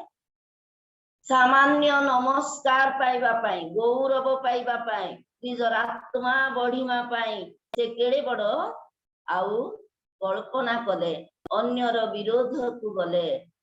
ଆମେ ଦେଖିବାକୁ ପାରୁଛୁ ବାକ୍ୟରେ, ସ୍ୱାମୀ ସ୍ତ୍ରୀ ଭଲ ବିଷୟରେ ଏକ ପରାମର୍ଶ ହେଲେ ଗୃହକୁ ଆଶୀର୍ବାଦ ଆସିଥାଏ। ସ୍ୱାମୀ ସ୍ତ୍ରୀ ଯଦି ମନ୍ଦ ବିଷୟରେ ଏକ ପରାମର୍ଶ ହୋଇଯାନ୍ତି, ତାହେଲେ ବିନାଶ ଆସିଥାଏ। ସେଇଦିନ ସେଇ ହାମାନର ସ୍ତ୍ରୀ ସେରସ ଯଦି ଉତ୍ତମ ସ୍ତ୍ରୀ ହୋଇଥାନ୍ତେ, ତାହେଲେ ସେ କହିଥାନ୍ତେ, ତୁମେ ସେଇ ସାମାନ୍ୟ ନମସ୍କାର ପାଇଁ ଏ ପ୍ରକାର ଚିନ୍ତା କର ନାହିଁ। କିନ୍ତୁ ସେ କହିଲେ, ତୁମେ ଅତି ଶୀଘ୍ର 50 ହାତର ଫାଶୀ ଖୁଣ୍ଟ ନିର୍ମାଣ କର, ଆଉ ମର୍ଦ୍ଦକ୍ୟକୁ ଫାଶୀ ଦେଇ ଶାନ୍ତିରେ ରାଜାର ଭୋଜକୁ ଦାଅ। ଦେଖନ୍ତୁ ସ୍ୱାମୀ ସ୍ତ୍ରୀ କି ପ୍ରକାର କୁକର୍ମ ପାଇଁ ଏକ ପରାମର୍ଶ ଅଟନ୍ତି। ତେବେ ହିତୋପଦେଶ 3:30 ଲେଖାଯାଏ, ତୁମର ପ୍ରତିବାସୀ ତୁମର ବିରୁଦ୍ଧରେ ନ ଗଲେ ତୁମେ ଅକାରଣରେ ତାହାର ବିରୋଧ କର ନାହିଁ। ସେମାନେ ଅକାରଣରେ ବିରୋଧୀ କରିବା ହେତୁ ଯେଉଁ ଫାଶୀ ଖୁଣ୍ଟ ମର୍ଦ୍ଦକ୍ଷ ପାଇଁ ହାମାନ ପ୍ରସ୍ତୁତ କରିଥିଲେ ସେଇ ଫାଶୀ ଖୁଣ୍ଟରେ ସେ ନିଜେ ଫାଶୀ ହେଲେ। ଦେଖନ୍ତୁ ନିଜର ବଢିମା, ନିଜର ଗର୍ବ, ନିଜର ମୁଖର କଟୁ କଥା, ନିଜର କୁକର୍ମ ପାଇଁ କି ପ୍ରକାର ବିନାଶ ଆସି ଯାଇଛି। ଏଥିପାଇଁ ସ୍ୱାମୀ ସ୍ତ୍ରୀ ଭଲ ବିଷୟରେ ଏକ ପରାମର୍ଶ ହେବା ଆଉ ସ୍ୱାମୀ ପାଇଁ ଉତ୍ତମ ସ୍ତ୍ରୀ ହେବା ଏକ ପ୍ରଭୁଙ୍କର ଅନୁଗ୍ରହର ଦାନ। ପ୍ରଭୁ ଅନୁଗ୍ରହ କଲେ ହିଁ ଉତ୍ତମ ସ୍ୱାମୀ ମିଳେ, ପ୍ରଭୁ ଅନୁଗ୍ରହ କଲେ ହିଁ ଉତ୍ତମ ଭାର୍ଯ୍ୟା ମିଳେ। ଆଉ ସେରସର କଥା ଶୁଣି ତାଙ୍କର ସ୍ୱାମୀ ହାମାନ 50 ହାତର ଫାଶୀ ଖୁଣ୍ଟ ତିଆରି କରିଥିଲେ। ପ୍ରିୟ ମାନେ, ଏଇ କଟୁ ଭାଷାକୁ ଆଉ ସ୍ୱାମୀ ସ୍ତ୍ରୀର ପରାମର୍ଶକୁ ନେଇ ମୁଁ 2 ପଦ କହିବାକୁ ଚାହେଁ। ଆମେ ଯଦି ଦେଖିବା ପ୍ରେରିତ 5ରେ ହନାନୀ ଓ ସଫିରା ବିଷୟରେ, ସେମାନେ ପରମେଶ୍ୱରଙ୍କ ଲୋକ, ପବିତ୍ର ଆତ୍ମା ବିରୁଦ୍ଧରେ ସେମାନେ କି ପ୍ରକାର ମିଥ୍ୟା କହି ବିନାଶ ହେଲେ। ଯେତେବେଳେ ହନାନୀ ଭୂମି ବିକ୍ରୟ କଲେ, ସଫିରାର ଜ୍ଞାତ ସାରରେ ସେ କିଛି ଅର୍ଥ ଲୁଚାଇ ରଖିଲେ। ସ୍ତ୍ରୀ ଯେ ଜାଣିନଥିଲା ଏପରି ବିଷୟ ନୁହେଁ, ସ୍ତ୍ରୀକୁ ଜଣେଇ କିଛି ରଖିଲେ ଆଉ ଅର୍ଦ୍ଧେକ ଅର୍ଥ ନେଇ ପିତରଙ୍କ ନିକଟକୁ ଗଲେ। ପିତର କହିଲେ, ହନାନୀ ତୁମେ କି ଏତିକି ଟଙ୍କାରେ ଭୂମି ବିକ୍ରୟ କଲ? ସେ କହିଲେ, ହଁ ଏତିକି। ପିତର କହିଲେ, ପବିତ୍ର ଆତ୍ମା ବିରୁଦ୍ଧରେ ତୁମେ କାହିଁକି ଏପରି କର୍ମ କଲ? ଭୂମି ବିକ୍ରୟ ହେବା ପୂର୍ବରୁ ତ ତାହା ସେଇ ସମ୍ପତ୍ତି ତୁମ ନିଜର ଥିଲା। ଆଉ ସେ ଯାହା କିଛି କହିଲେ ତକ୍ଷଣେ ସେ କଚାଡ଼ି ହୋଇ ପଡି ପ୍ରାଣ ତ୍ୟାଗ କଲେ। ସ୍ୱାମୀ ଏପର୍ଯ୍ୟନ୍ତ ଫେରୁନାହାନ୍ତି, ସେଥିପାଇଁ ସ୍ତ୍ରୀ ମଧ୍ୟ ସେ ସ୍ଥାନକୁ ଗଲେ। କିନ୍ତୁ ତାଙ୍କ ସ୍ୱାମୀ ଯେ କବରକୁ ଚାଲିଗଲେ ଏହା ସେ ଜାଣିନଥିଲେ। ପ୍ରିୟ ମାନେ, ଆଉ ପିତର ତାଙ୍କୁ ପଚାରୁଛନ୍ତି, ତୁମେ କଣ ଏତିକି ଟଙ୍କାରେ ଭୂମି ବିକ୍ରୟ କଲ? ଆଉ ସଫିରା ମଧ୍ୟ କହିଲେ, ହଁ ସେତିକି। ପବିତ୍ର ଆତ୍ମାଙ୍କ ବିରୁଦ୍ଧରେ କଥା କହିବାକୁ ସ୍ୱାମୀ ସ୍ତ୍ରୀ ଏକ ପରାମର୍ଶ ଥିବା ହେତୁ ସ୍ୱାମୀ ସ୍ତ୍ରୀ ଏକ ସ୍ଥାନରେ ମୃତ୍ୟୁବରଣ କଲେ। ଏଣୁ ଉତ୍ତମ ବିଷୟରେ ସ୍ୱାମୀ ସ୍ତ୍ରୀ ଏକ ପରାମର୍ଶ ହେବା ଦ୍ୱାରା ଗୃହକୁ ଆଶୀର୍ବାଦ ଆସିଥାଏ। ଆମେ ଏଇଠାରେ ଯଦି ଦେଖିବା, ଆଉ ନାବଲର ବିପରୀତ ଥିଲେ ଅବିଗଲ। ସେ ବୁଦ୍ଧିମତୀ ଆଉ ରୂପବତୀ ଥିଲେ। ଆଉ ଏଇ ନାବଲର ମେଷ ଗୁଡାକ କର୍ମିଲରେ ଆଉ ଥିଲେ। ସେତେବେଳେ ଦାଉଦ ମଧ୍ୟ ଅନେକଙ୍କୁ ମେଷପାଳକ ଭାବରେ ନିଯୁକ୍ତ କରିଥିଲେ। ଆଉ ଯେତେବେଳେ କର୍ମିଲରେ ଲୋମ ଛେଦନ କରାଯାଉଛି, ଏହି ବାର୍ତ୍ତା ଯେତେବେଳେ ଦାଉଦ ଶୁଣିଲେ, 10 ଜଣ ଯୁବାଙ୍କୁ ନାବଲ ନିକଟକୁ ପଠାଉଛନ୍ତି। ଆଉ ଦାଉଦ ନାବଲକୁ ଶୁଭ ସମ୍ବାଦ ପଠାଉଛନ୍ତି। ଆମେ ଯେବେ 6ରେ ଦେଖିବା, ତୁମେ ଚିରଜୀବୀ ହୁଅ, ତୁମର ମଙ୍ଗଳ ହେଉ, ତୁମର ଗୃହର ମଙ୍ଗଳ ହେଉ ଓ ତୁମ ସର୍ବସ୍ୱର ମଙ୍ଗଳ ହେଉ। ସେ ମଙ୍ଗଳ ବାର୍ତ୍ତା ଯୁବା ମାନଙ୍କ ସହିତ ପଠାଉଛନ୍ତି। ଏଇ ପ୍ରକାର ତୁମେ ଆଉ ନାବଲକୁ ଜଣାଅ, ଦାଉଦ ତୁମକୁ ନମସ୍କାର ଜଣାଇଛନ୍ତି। ତୁମେ ଚିରଜୀବୀ ହୁଅ, ତୁମର ମଙ୍ଗଳ ହେଉ, ତୁମ ପରିବାର ମଙ୍ଗଳ ହେଉ, ତୁମ ସର୍ବସ୍ୱର ମଙ୍ଗଳ ହେଉ। ଏ ପ୍ରକାର ଶୁଭ ବାର୍ତ୍ତା ସେ ନାବଲ ନିକଟକୁ 10 ଜଣ ଯୁବାଙ୍କ ହସ୍ତରେ ପଠାଇଲେ। ସେଇ ଯୁବା ମାନେ ଆସି ଯେତେବେଳେ ଜଣାଉଛନ୍ତି ନାବଲକୁ, ଆମେ ଦାଉଦର ଆଉ ଶୁଭ ସମ୍ବାଦ ନେଇ ଆସିଛୁ। ଦାଉଦ ଆପଣଙ୍କୁ ଏଇପରି ଆଉ ଆଶୀର୍ବାଦ ଜଣାଇଛନ୍ତି। ତହିଁରେ ନାବଲ ଦାଉଦଙ୍କ ଦାସ ମାନଙ୍କୁ ଉତ୍ତର ଦେଲେ 10 ପଦରେ, ଦାଉଦ କିଏ? ଯିଶିର ପୁଅ କିଏ? ଆଜିକାଲି ଅନେକ ଦାସ ଅଛନ୍ତି ଯେଉଁମାନେ ଆପଣା ମୁନିବ ଠାରୁ ବିଗିଡି ବୁଲୁଛନ୍ତି। ସେ କି ପ୍ରକାର ଉତ୍ତମ ସମ୍ବାଦ ପଠାଇଲେ, ଆଶୀର୍ବାଦର ବାର୍ତ୍ତା ପଠାଇଲେ, କିନ୍ତୁ ଏଠାରେ ନାବଲ କଟୁ ଭାଷା କହୁଛନ୍ତି। ତାଙ୍କର ଭାଷା କଟୁ ଥିଲା, ତାଙ୍କର କର୍ମ କୁକର୍ମ ଥିଲା। ଏଥିପାଇଁ ସେ ଭଲ ବଦଳେ ମନ୍ଦ ଉତ୍ତର ଦେଉଛନ୍ତି। ଆଉ ତେବେ ମୁଁ କଣ, ମୋର ରୁଟି ମୋର ଜଳ ଆଉ ସେମାନଙ୍କୁ ମୋର ପଶୁମାନଙ୍କ ମାଂସ ନେଇ କେଉଁ ଆଡୁ ଆସିଥିବା ଅଜ୍ଞାତ ଲୋକମାନଙ୍କୁ ମୁଁ କାହିଁକି ଦେବି? ଏପରି କଟୁ କଥା ଶୁଣି ଦାଉଦର ଯୁବାମାନେ ଆପଣା ଆପଣା ବାଟରେ ଫେରିଗଲେ। ଆଉ ତାଙ୍କ ନିକଟକୁ ଆସି କହୁଛନ୍ତି, ହେ ପ୍ରଭୁ, ଆମେ ଆପଣ ପଠାଇଥିବାରୁ ଗଲୁ ନାବଲ ନିକଟକୁ, ଆପଣଙ୍କର ବାର୍ତ୍ତା ଜଣାଇଲୁ, କିନ୍ତୁ ଆମକୁ ଏହିପରି କଟୁ କଥା କହି ସେ ବିଦାୟ କରିଦେଲେ। ସେତେବେଳେ ଦାଉଦ ରାଜା କ୍ରୋଧରେ ପ୍ରଜ୍ୱଳିତ ହେଲେ। କଟୁ ବାକ୍ୟ କୋପ ଜନ୍ମାଏ। ଆମେ କହିଥାଉ, ଚାରିଟା ବାଡେଇ ଦେଲେ ସହି ହେବ, କିନ୍ତୁ ମୁଖର କଥା ସହି ହେବ ନାହିଁ। କଟୁ ବାକ୍ୟ ଅସ୍ଥିକୁ କ୍ଷୟ କରିଦିଏ। ସେହିପରି ନାବଲର କଟୁ ବାକ୍ୟ ସେଦିନ ପ୍ରେରିତ ଯୁବାମାନଙ୍କୁ ବାଧା ଦେଇଥିଲା, ପୁଣି ଦାଉଦର ଅସ୍ଥିକୁ କ୍ଷୟ କଲା। ଆଉ ତକ୍ଷଣେ ସେ କ୍ରୋଧରେ ପ୍ରଜ୍ୱଳିତ ହେଲେ। ଆଉ ସାଙ୍ଗେ ସାଙ୍ଗେ ଖଡ୍ଗ ବାନ୍ଧି, ଆଉ ପ୍ରତ୍ୟେକ ଆପଣା ଆପଣା ଖଡ୍ଗ ବାନ୍ଧିଲେ। ଦାଉଦ ହିଁ ଆପଣା ଖଡ୍ଗ ବାନ୍ଧିଲେ। ଦାଉଦଙ୍କ ପଛରେ ଉଣାଧିକ 400 ଲୋକ ଗମନ କଲେ। ପୁଣି 200 ଲୋକ ସାମଗ୍ରୀ ପାଖରେ ଥିଲେ। ଦେଖନ୍ତୁ ପ୍ରିୟ ପ୍ରଭୁଙ୍କର ଲୋକମାନେ, ସାମାନ୍ୟ ମୁଖର କଥା ଆଜି ନାବଲର ପରିବାରକୁ କେଉଁ ଅମଙ୍ଗଳ ଆଣି ଦେଉଛି, କେଉଁ ବିପଦ ଆଣି ଦେଉଛି। ତାହାର କଟୁ ଭାଷା ଦ୍ୱାରା ଆଜି ରାଜା କ୍ରୋଧ ହୋଇ ଯୁଦ୍ଧ ପାଇଁ ବାହାରୁଛନ୍ତି। ଏତେବେଳେ ବାକ୍ୟରେ ଆମେ ଯଦି ଦେଖିବା ହିତୋପଦେଶ 17:12-13, ଛୁଆ ହରା ଭଲୁକି ପଛେ ଭେଟୁ, ନିଜ ଅଜ୍ଞାନତାରେ ମୂର୍ଖ ନ ଭେଟୁ। ବାକ୍ୟରେ ଲେଖାଯାଏ, ଛୁଆକୁ ହରେଇ ଦେଇଥିବା ଭଲୁକ ମାନେ ସେ କି ପ୍ରକାର କ୍ରୋଧରେ ଥିବ, ସେଇ ଭାଲୁ ପଛେ ଆମକୁ ରାସ୍ତାରେ ଭେଟୁ, ମାତ୍ର ଅଜ୍ଞାନତାରେ ମୂର୍ଖ ଲୋକ ନ ଭେଟୁ। ମୂର୍ଖ ଲୋକକୁ ଲୋକ ଭୟ କରନ୍ତି, ମୂଢ ଲୋକକୁ ଲୋକ ଭୟ କରନ୍ତି। ସେହିପରି ନାବଲର କଟୁ କଥା ସମସ୍ତଙ୍କ ପାଇଁ ବାଧାର କାରଣ ହେଲା। ଆଉ ଯେଉଁ ଲୋକ ଭଲ ବଦଳେ ମନ୍ଦ କରେ, ତାହାର ଗୃହକୁ ମନ୍ଦ କେବେ ଛାଡିବ ନାହିଁ। ସେଇ 17:13 ପଦରେ ଲେଖାଯାଏ ଯେ ଅନ୍ୟର ଭଲ ବଦଳେ ମନ୍ଦ କରେ, ତାହାର ଗୃହକୁ ମନ୍ଦ ଛାଡିବ ନାହିଁ। ତାହାର ପଛେ ବିନାଶ ଗୋଡାଇବ, ତାହାର ପଛେ ଅମଙ୍ଗଳ ଆସିବ, ତାହାର ପଛେ ବିପତ୍ତି ମାଡି ଆସିବ।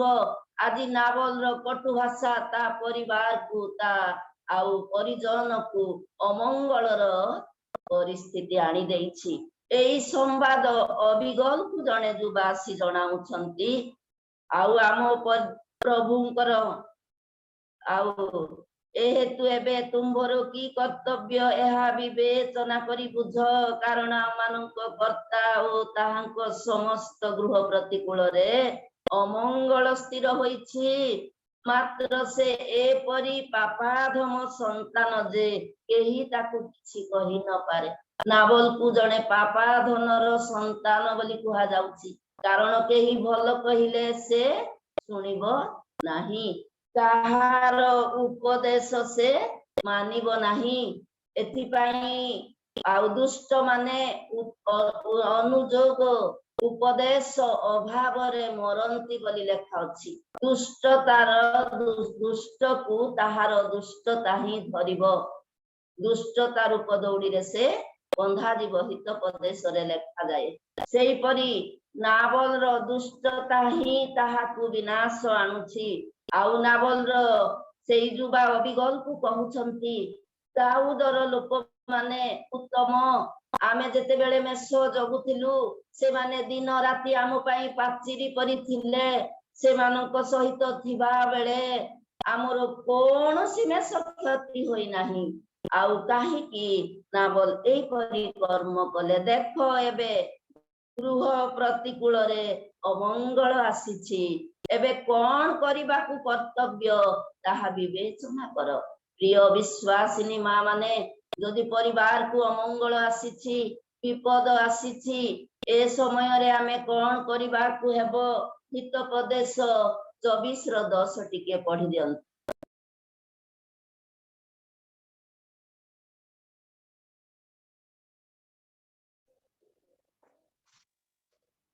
ବିପଦର ଦିନରେ ତୁମ୍ଭେ ଯେବେ ସାହସହୀନ ହେବ ତେବେ ତୁମ୍ଭର ଶକ୍ତି ଅଳ୍ପ। ହାଲେଲୁୟା। ଯଦି ବିପଦ ଆସେ ତେବେ ଯଦି ଆମେ ସାହସହୀନ ହେଉ ତେବେ ଆମର ଶକ୍ତି ଅଳ୍ପ। ଏଣୁ ବିପଦ ଦିନରେ ଅଣ୍ଟା ବାନ୍ଧି ଠିଆ ହେବାକୁ ହେବ। ଆଉ ଏହି ଶକ୍ତି କାହାଠାରୁ ଆସେ? ପ୍ରଭୁଙ୍କ ଠାରୁ ଆସେ। ସେଦିନ ଆଉ ହାମାନ ପାଇଁ ଜିହୁଦୀ ଜାତିକୁ ବିପଦ ଆସିଲା। ସେତେବେଳେ ଏଷ୍ଟର ରାଣୀ ଅଣ୍ଟା ଭିଡ଼ି ଠିଆ ହେଲେ। ସେ କହିଲେ, ମୁଁ ମୋର ଦାସୀ ମାନଙ୍କ ସହିତ 3 ଦିନ ଉପବାସ ପ୍ରାର୍ଥନା କରିବି। ମୋ ପାଇଁ ସମଗ୍ର ଜିହୁଦୀ ମାନେ ତୁମେ ମଧ୍ୟ ବିନା ଜଳରେ 3 ଦିନ ଉପବାସ ପ୍ରାର୍ଥନା କର। ତେବେ ବ୍ୟବସ୍ଥା ଅନୁଯାୟୀ ନହେଲେ ମଧ୍ୟ ମୁଁ ରାଜାଙ୍କ ନିକଟକୁ ଯିବି। ମୁଁ ବିନଷ୍ଟ ହେଲେ ବିନଷ୍ଟ ହେବି, କିନ୍ତୁ ମୋ ଜାତିକୁ ମୁଁ ରକ୍ଷା କରିବି। ହାଲେଲୁୟା। ବିପଦ ସମୟରେ ଅଣ୍ଟା ଭିଡ଼ି ଠିଆ ହେଲେ ଏଷ୍ଟର ରାଣୀ। ସେଦିନ ଏଷ୍ଟର ରାଣୀର ପ୍ରାର୍ଥନା ସମଗ୍ର ଜିହୁଦୀ ଜାତିକୁ ରକ୍ଷା କରିଥିଲା। ସେହିପରି ଆଜି ଏହି ବିପଦ ଦିନରେ ଅବିଗଲ ଅଣ୍ଟା ଭିଡ଼ି ଠିଆ ହେଉଛନ୍ତି। ସେ ଯଦି ତା ସ୍ୱାମୀ ପରି କଟୁଭାଷୀ ହୋଇଥାନ୍ତା ଆଉ ଅଜ୍ଞାନୀ ହୋଇଥାନ୍ତା, ତାହେଲେ ସ୍ୱାମୀକୁ ଜଣାଇ ଦେଇଥାନ୍ତା, ଦେଖ ଦାଉଦର ଏତେ ଲୋକ ଯୁଦ୍ଧ ପାଇଁ ବାହାରୁଛନ୍ତି ବୋଲି ମୁଁ ସମ୍ବାଦ ଶୁଣିଲି। ଆମେ ମଧ୍ୟ ଗୋଟିଏ 500-600 ଲୋକକୁ ତିଆରି କରିବା।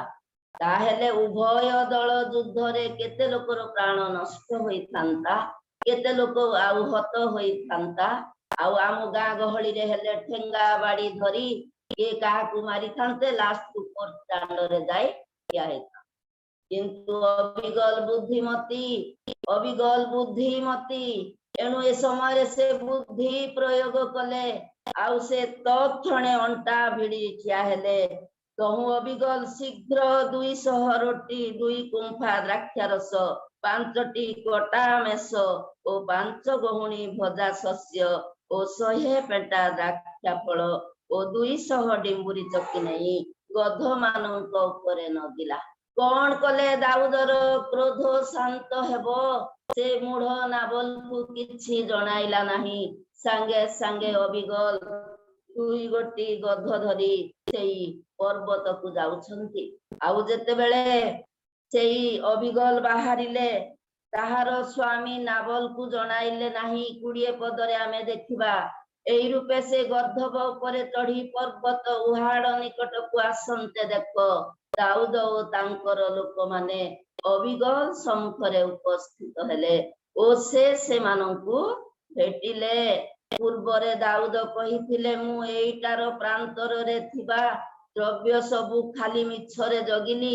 ଏହାର ସବୁ ଦ୍ରବ୍ୟ କିଛି ହରଣ ହୋଇନାହିଁ, ମାତ୍ର ସେ ଭଲ ପାଲଟେ ମୋର ମନ୍ଦ କରିଅଛି।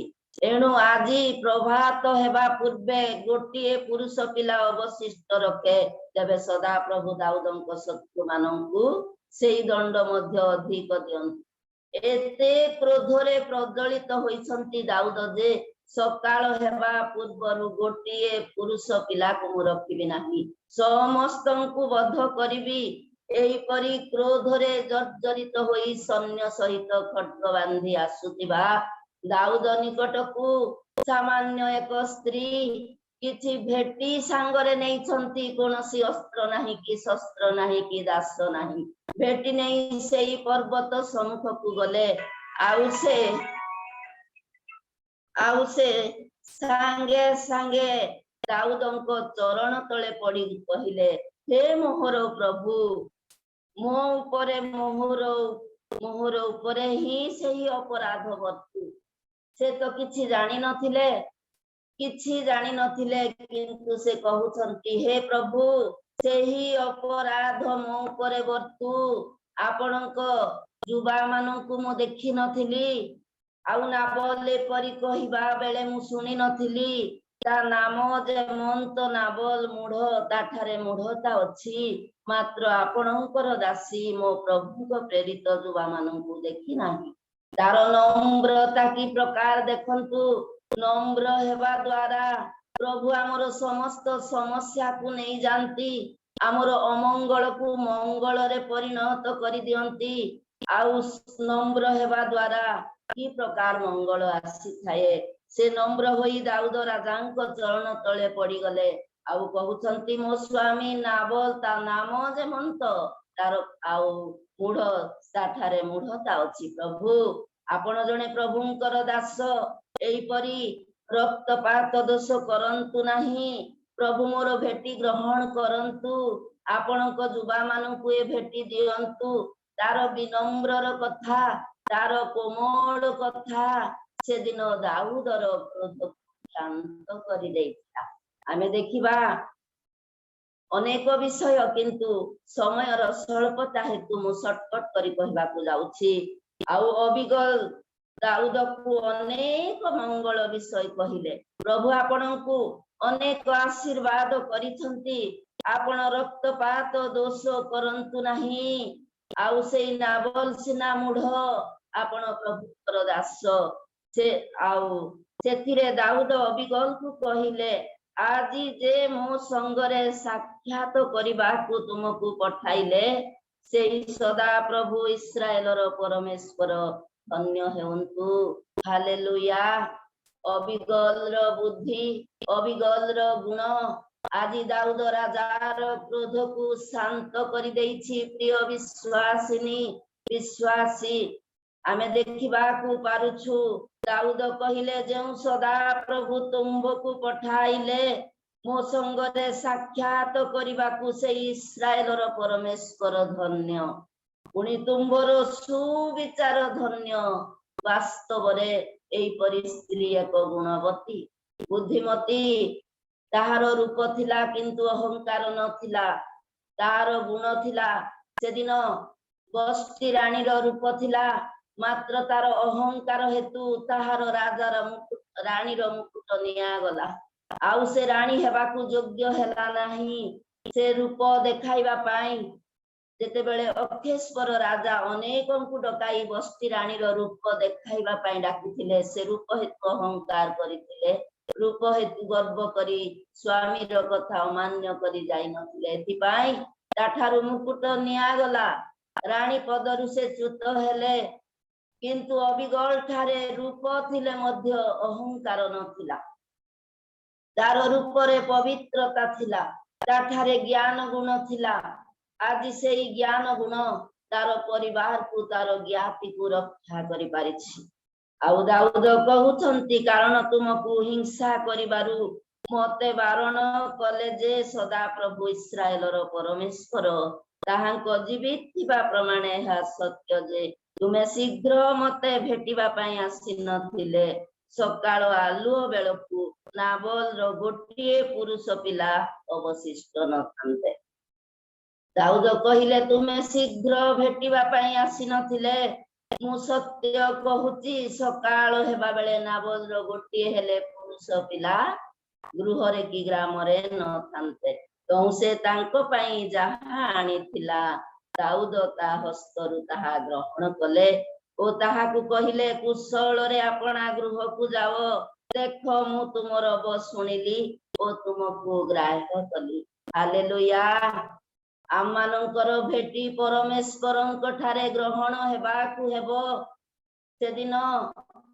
आउ नैवेद्य नहीं जाइथिले कइन हेबल किंतु परमेश्वर कइन को आउ ताहार नैवेद्य को ग्रहण कले नाही हेबल को आउ ताहार नैवेद्य को ग्रहण करिथिले ताहार भेटी को ग्रहण करिथिले आदि तद्रूप अबिगल रो भेटी को दाऊद राजा ग्रहण कले मु ताहा ग्रहण कली तुमे ग्राह हेलो कुशल रे गृह को जाओ आमे परमेश्वरंक निकट रे ग्राह्य हेबाकू हेबो आउ परमेश्वरंक निकट रे आमे उत्तम हेबाकू हेबो एथि पाई लेखा जाए विनाश मुखरे मनुष्य गर्वित हुए पुणी नम्रता संभ्रमर सम्मुखरे थाए हितोपदेश 18:12 रे लेखा ବିନାଶ ଆସୁଥିବା ବେଳେ ପୁଣି ମନୁଷ୍ୟ ଗର୍ବିତ ହୁଏ ଆଉ ନମ୍ରତା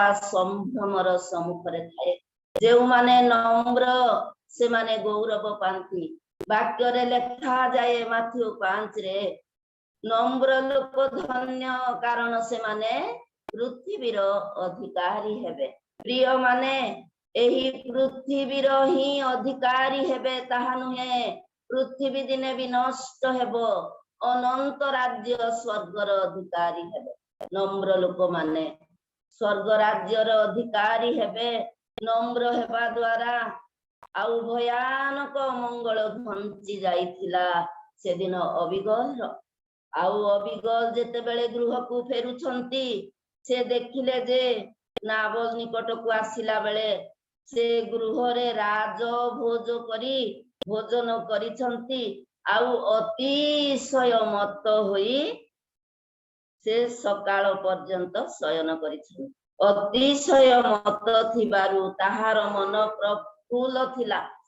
ମଦ ପିଇବାରୁ ମନ ପ୍ରଫୁଲ୍ଲ ହେଇଛି, କିନ୍ତୁ ଏତେ ବଡ ଦୁର୍ଘଟଣା ଏତେ ବଡ ଅମଙ୍ଗଳ ଯେ ତା ପାଇଁ ଆସିଛି ଏ ସବୁ ବିଷୟ ସେ କିଛି ଜାଣିନଥିଲା। ସେ କିଛି ଜାଣିନଥିଲା। ଆଉ ଅବିଗଲ ଦେଖିଲା ତା ସ୍ୱାମୀ ମତ ହୋଇଛନ୍ତି। ଏଣୁ ସକାଳ ଆଲୁଅ ପର୍ଯ୍ୟନ୍ତ ଅବିଗଲ ତାକୁ ଅଳ୍ପ କି ବହୁତ କିଛି କହିଲା ନାହିଁ। ଯେତେବେଳେ ପ୍ରାପ୍ତ କାଳ ହେଲା ନାବଲର ମତଟା ତୁଟନ୍ତେ ତାହାର ଭାର୍ଯ୍ୟା ଅବିଗଲ ସେଇ ସବୁ କଥା ତାଙ୍କୁ ଜଣାଇଲେ।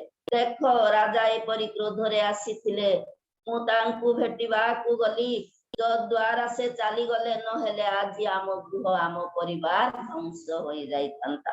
ଅବିଗଲର ଏସବୁ କଥା ଶୁଣି ନାବଲର ହୃଦୟ ତାହା ଅନ୍ତରରେ ମରିଗଲା ଓ ସେ ପଥର ପରି ହୋଇଗଲେ।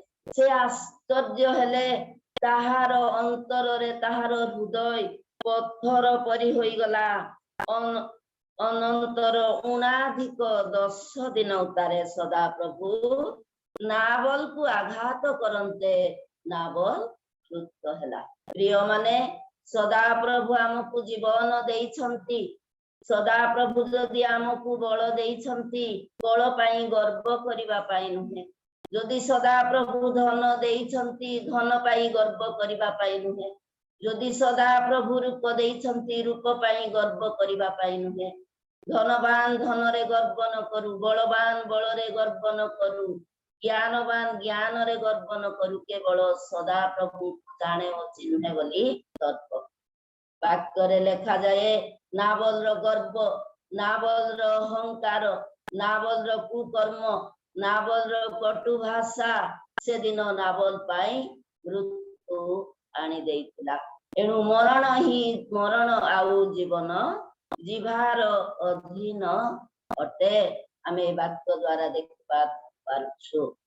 ଏଥିପାଇଁ ଆଉ ବାକ୍ୟରେ ଲେଖା ଅଛି ଦ୍ୱିତୀୟ ବଂଶାବଳୀ 7:14 ଆମ୍ଭ ନାମରେ ବିଖ୍ୟାତ ଲୋକମାନେ ଯେବେ ନମ୍ର ହୋଇ ଆମ୍ଭ ନିକଟରେ ପ୍ରାର୍ଥନା କରନ୍ତି, ତେବେ ଆମ୍ଭେ ପ୍ରାର୍ଥନା ଶୁଣି ସେମାନଙ୍କ ପାପ କ୍ଷମା କରିବା ଆଉ ସେମାନଙ୍କ ରୋଗ ସୁସ୍ଥ କରିବା, ଦେଶ ସୁସ୍ଥ କରିବା। ଖାଲି ଆମର ନମ୍ରତା ଆମ ପରିବାରକୁ ହିଁ ମଙ୍ଗଳ ଆଣେ ତାହା ନୁହେଁ, ଆମ ପରିବାରକୁ ହିଁ ସୁସ୍ଥତା ଦିଏ ତାହା ନୁହେଁ, ଦେଶକୁ ସୁସ୍ଥ କରେ, ଆମର ପାପକୁ କ୍ଷମା କରିଥାଏ। ଏଥିପାଇଁ ବାକ୍ୟରେ ଲେଖାଯାଏ ହିତୋପଦେଶ 31:10 ଗୁଣବତୀ ସ୍ତ୍ରୀ କିଏ ପାଇପାରେ, ମୁକ୍ତା ଠାରୁ ହିଁ ତାହାର ମୂଲ୍ୟ ଅଧିକ, ଆଉ ତାହାର ସ୍ୱାମୀର ହୃଦୟ ତାହାଠାରେ ନିର୍ଭର କରେ, ପୁଣି ତାହାର ଲାଭର ଅଭାବ ହୁଏ ନାହିଁ। ଗୁଣବତୀ ସ୍ତ୍ରୀ ଯେଉଁ ସ୍ୱାମୀ ପାଇଛି ଆଉ ତାହାର କୌଣସି କ୍ଷତି ହେବ ନାହିଁ, ଲାଭର ଅଭାବ ହେବ ନାହିଁ, ପୁଣି ତାହାର ସ୍ୱାମୀର ହୃଦୟ ତାହାଠାରେ ନିର୍ଭର କରିବ। ଆସୁ ଆମ୍ଭେ ନମ୍ରତା ହୋଇ ନିଜ ପରିବାର ସହିତ ନିଜ ଗ୍ରାମ, ନିଜ ପରିଜନ, ନିଜ ଦେଶକୁ ରକ୍ଷା କରୁ ଆଉ ସେଇ ଅନନ୍ତ ରାଜ୍ୟରେ ଗ୍ରହଣ ହେଉ। ପ୍ରଭୁ ଏଇ ଅଳ୍ପ ବାକ୍ୟରେ ଆଶୀର୍ବାଦ କରନ୍ତୁ। ଯଦି ସମୟ ଅଧିକ ମୁଁ କହିଦେଇଛି ତେବେ ମୁଁ କ୍ଷମା ଚାହୁଁଛି। ପ୍ରଭୁ ଏଇ ବାକ୍ୟ ଦ୍ୱାରା ପ୍ରତ୍ୟେକ ଆଶୀର୍ବାଦ କରନ୍ତୁ। ଶେଷରେ ସମସ୍ତଙ୍କୁ ମନାଉଛି। ପ୍ରଭୁଙ୍କ ଦାସୀକୁ ବହୁତ ବହୁତ ଧନ୍ୟବାଦ। ଅତି ସୁନ୍ଦର ବାକ୍ୟ ଆମମାନଙ୍କୁ ଦେଲେ।